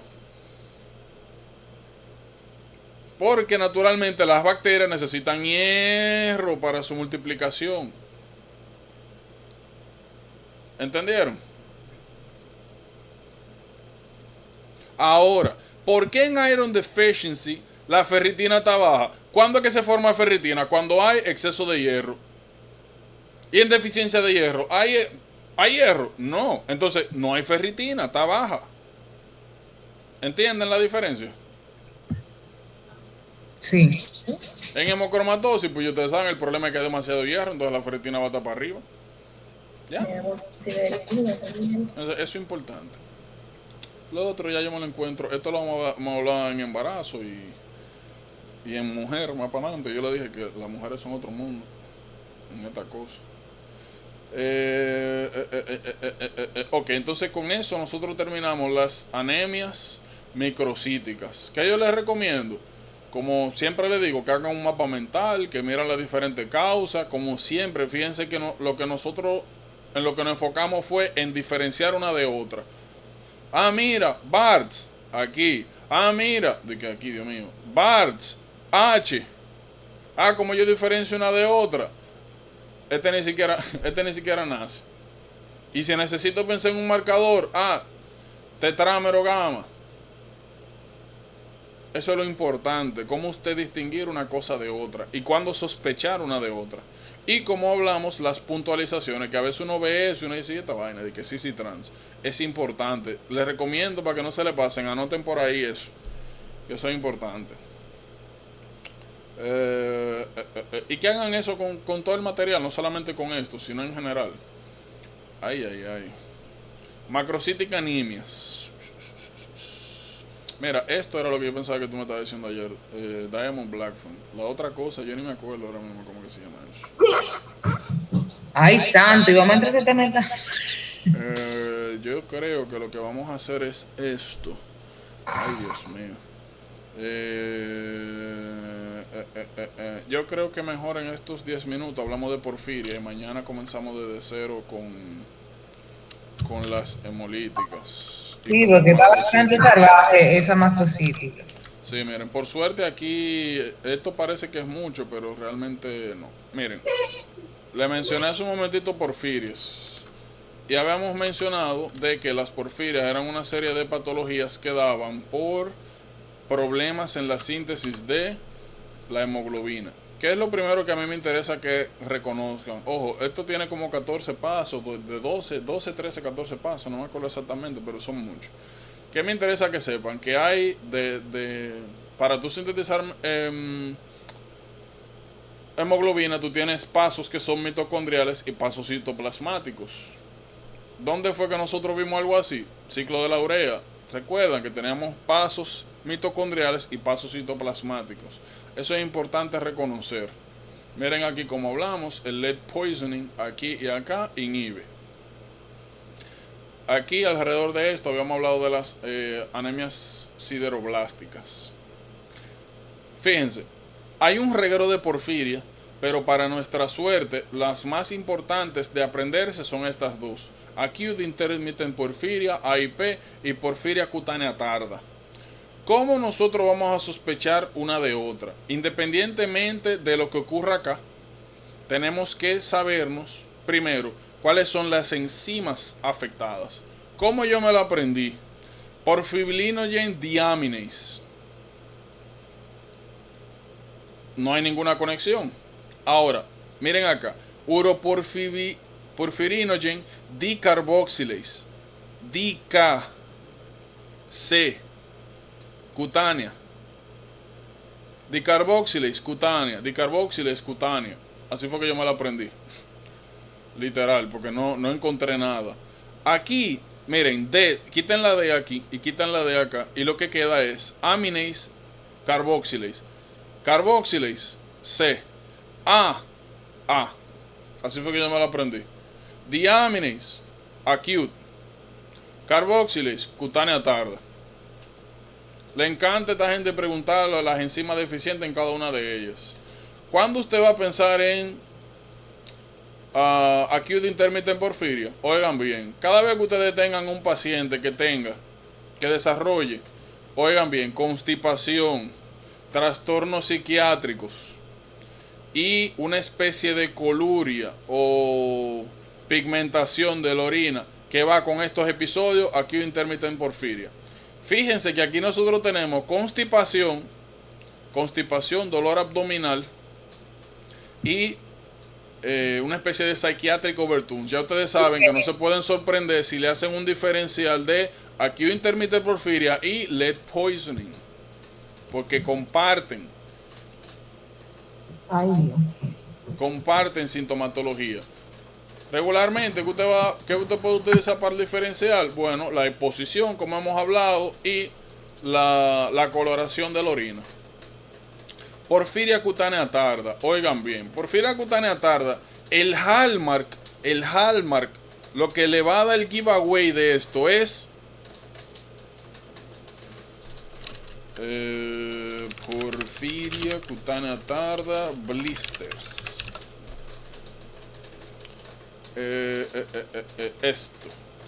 Cada vez que ustedes tengan un paciente que comience a desarrollar blisters, como ven acá, que regularmente están pigmentados y ocurra a la exposición del sol, piense en porfiria cutánea tarda. Sencillito como eso. Aquí. Sencillito como eso. Cada vez que ustedes vean blister, sobre todo con exposición solar, suelen estar pigmentados también. Estos son pigmentos, lo que se acumula. Piensen en ella. Hay otras cositas, pero eso es lo principal. Eso va a ser lo que le va a permitir hacer el diferencial. Una especie de blisters, o pueden incluso como considerarlo, no es la mejor manera de llamarlo, pero como una especie de dermatitis solar, que también es episódica.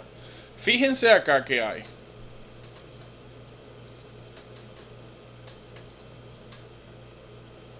Glucosa y hemina son dos inhibidores de la enzima reguladora.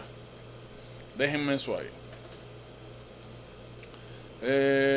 Mira, como les comentaba, ¿por qué lead poisoning está aquí? Porque es un diferencial importante de acute intermittent porfiria.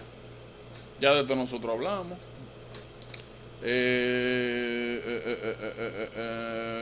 Que aquí lo más importante, como les comenté anteriormente, cada vez que ustedes vean de que painful abdomen, cada vez que ustedes vean la orina oscura y trastornos psiquiátricos, como les dije, de manera intermitente, tienen que pensar en ella.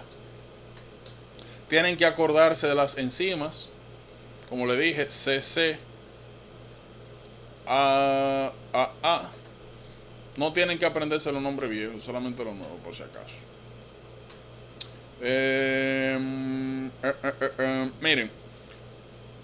Miren qué hay aquí.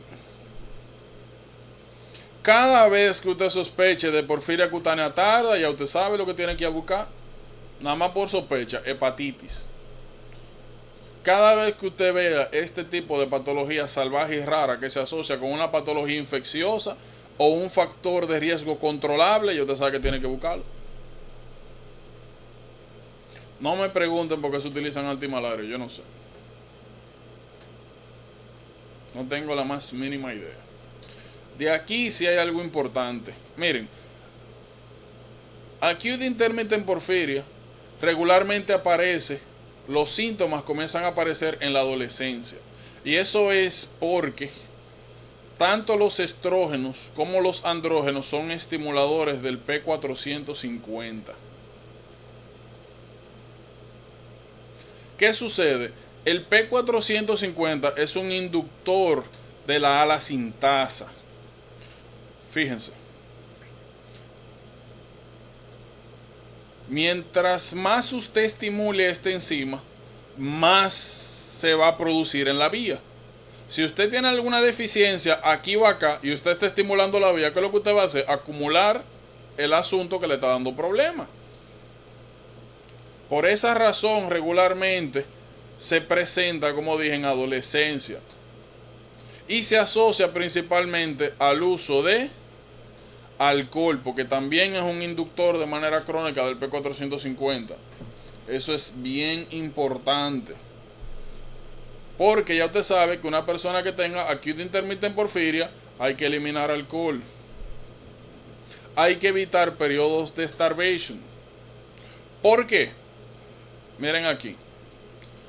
Uno de los inhibidores de la vía es glucosa. Entonces, si usted tiene un prolonged starvation, eso es igual a hipoglicemia. De hecho, una de las recomendaciones que se le hace a los pacientes que tienen problemas con esta vía, ya sea acute intermittent porfiria o porfiria cutánea tarda, es que eviten periodos largos sin comer, porque le da una hipoglicemia, se estimula la enzima, aparecen los síntomas. Fíjense el otro tratamiento, ¿cuál es? Emina. Emina es un análogo de grupo hemo. Y nosotros ya hemos hablado que el producto de la vía inhibe a la enzima reguladora. Entonces, si usted está dando emina, que es un análogo de hemo, usted inhibe a la enzima. Inhibe a la enzima, se dejan de producir los intermediarios que están causando el problema.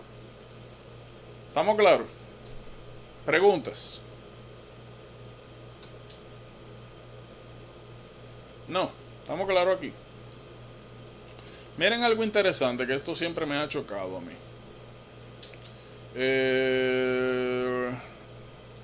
Y eso yo nunca lo he entendido mucho. Si nosotros venimos acá, miren, ¿dónde está esto? ¿Dónde está? Miren acá.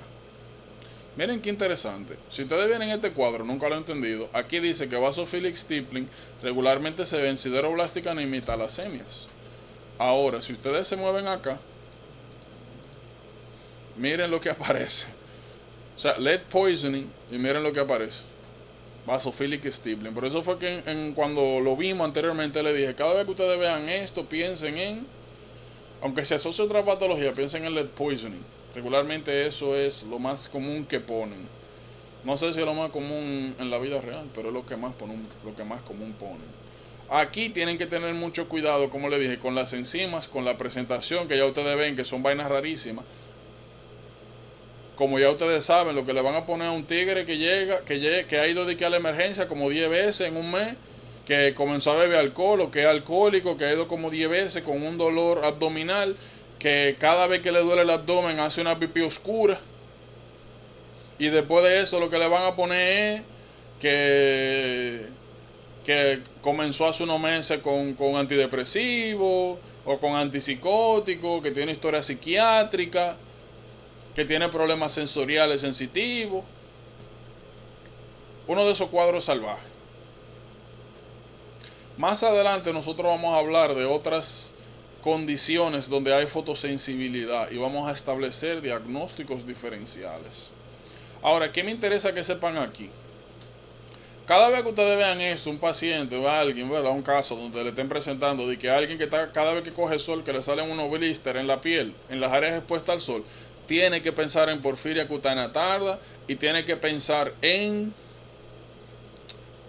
¿cómo se llama esto? En tetraciclinas, sobre todo. Hay algunos fármacos que cuando se dan se desarrolla sensibilidad a la luz. Uno de esos más importantes es doxiciclina. Cuando ustedes ven que un paciente está desarrollando blister en la piel y está bajo un tratamiento de antibiótico, piense de una vez en tetraciclina. No está tomando ningún antibiótico, nada raro. Porfiria cutánea tarda, sobre todo si tiene síntomas de hepatitis, de que transaminitis, ictericia, fallo hepático, anorexia, hepatomegalia. Estos son diagnósticos de asociaciones, técnicamente. ¿Estamos claros ahí entonces? Una pregunta, ¿a alguien le toca hoy? ¿A alguien le toca revisión hoy? Que no revisé.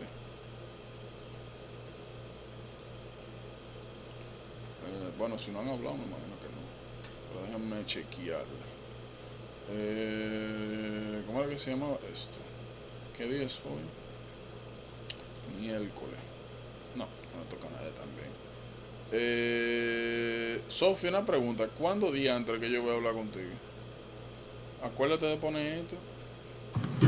Bueno, mira, yo salgo mareada, yo estoy mareado, ya yo estoy sin fuerza. No, pues Pero si tú no puedes un día en la noche, tú me dices qué día tú puedes. Y yo, por ejemplo, este sábado yo sé que no puedo. Si tú quieres el domingo, lo hacemos. Puede ser, tú me dices la hora, no hay problema. Sí, el problema es la hora, pero necesito está bien. por más tardar el domingo hablemos de este asunto. Natalie, viernes. Pues fácilmente el domingo, temprano, o sea, más o menos. Fácilmente el domingo a una hora en la mañana, por ahí. Tú me dices, mira, el domingo a tal hora y nos ponemos de acuerdo. Rafael, recuérdate que nosotros no hablamos ese día, ¿verdad? Porque estaba el problema este del internet. No. Pero yo realmente, yo me estudié, tú sabes, ese tema yo me estudié, pero hay otros temitas ahí que... Por si acaso, en las sesiones no estamos hablando de esos temas. En las sesiones estamos hablando del proceso. Estos temas es para cuando yo con el otro grupo que tengo vaya por ahí, yo le aviso y usted se mete en el lío. Por si acaso. O sea, no es repaso de tu tema, se habla del proceso. Yo pensaba que era para esos temas. No, yo le dije a usted. Yo también. Mira, el significado que bla, bla, bla, bla, bla, será notificado. Coño, ustedes no leen. Por eso, mira, también que desea ser notificado al momento de otro grupo estar en proceso de revisión de los temas renales. Mira, Dios mío. Las letras que estaban saliendo huyendo. Mira. No se leen. No me importa, ustedes tienen que decirlo o darle su. Ley 42, el alcohol es perjudicial para la salud. Oye, ¿Qué es esa vaina? entendido. Eso ni se Muy escucha. profundo, muy A mí profundo. no me importa, eso está ahí. Y de hecho, miren, si ustedes le dan ahí, miren, parecía arriba, ustedes lo leen tranquilo, le dan zoom. Miren, ustedes lo ¿Y por ponen qué Warner puso virology ahí? porque él quiere revisar eso. Eso yo cuando puse con el otro el tema grupo, también. por eso es que se queda el examen, porque no Por eso es que lee. ustedes se queman durísimo porque no leen. Miren, yo te puse un ejemplo, ejemplo. Giordano Montesano, renal fármaco. Miren, eso quiere decir que Giordano quiere con los próximos grupos repasar renal y farmacología. O sea, está todo explicado ahí. Antibruto, pues. Dios mío. No, yo dije, yo salgo mareada de clase para una clase después. Ay, mi madre, qué estrés. ¿Qué? Bueno, Sofi, ¿puedo darle ahora? Sí, sal de esta muchacha. Y son como 20 minutos. Porque si tú estás. Ven acá, ¿qué es lo que yo estoy haciendo aquí? Está María. Jordano duró como 20 minutos conmigo ayer. Fue rápido. Bueno, yo no tengo problema hacer el domingo y tú te sientes tranquila, porque naturalmente lo que menos a mí me interesa es que esa reunión no se aproveche a lo mejor. Entonces, yo no tengo problema con hacerlo así. Está bien, pues yo voy a poner la fecha, ¿no?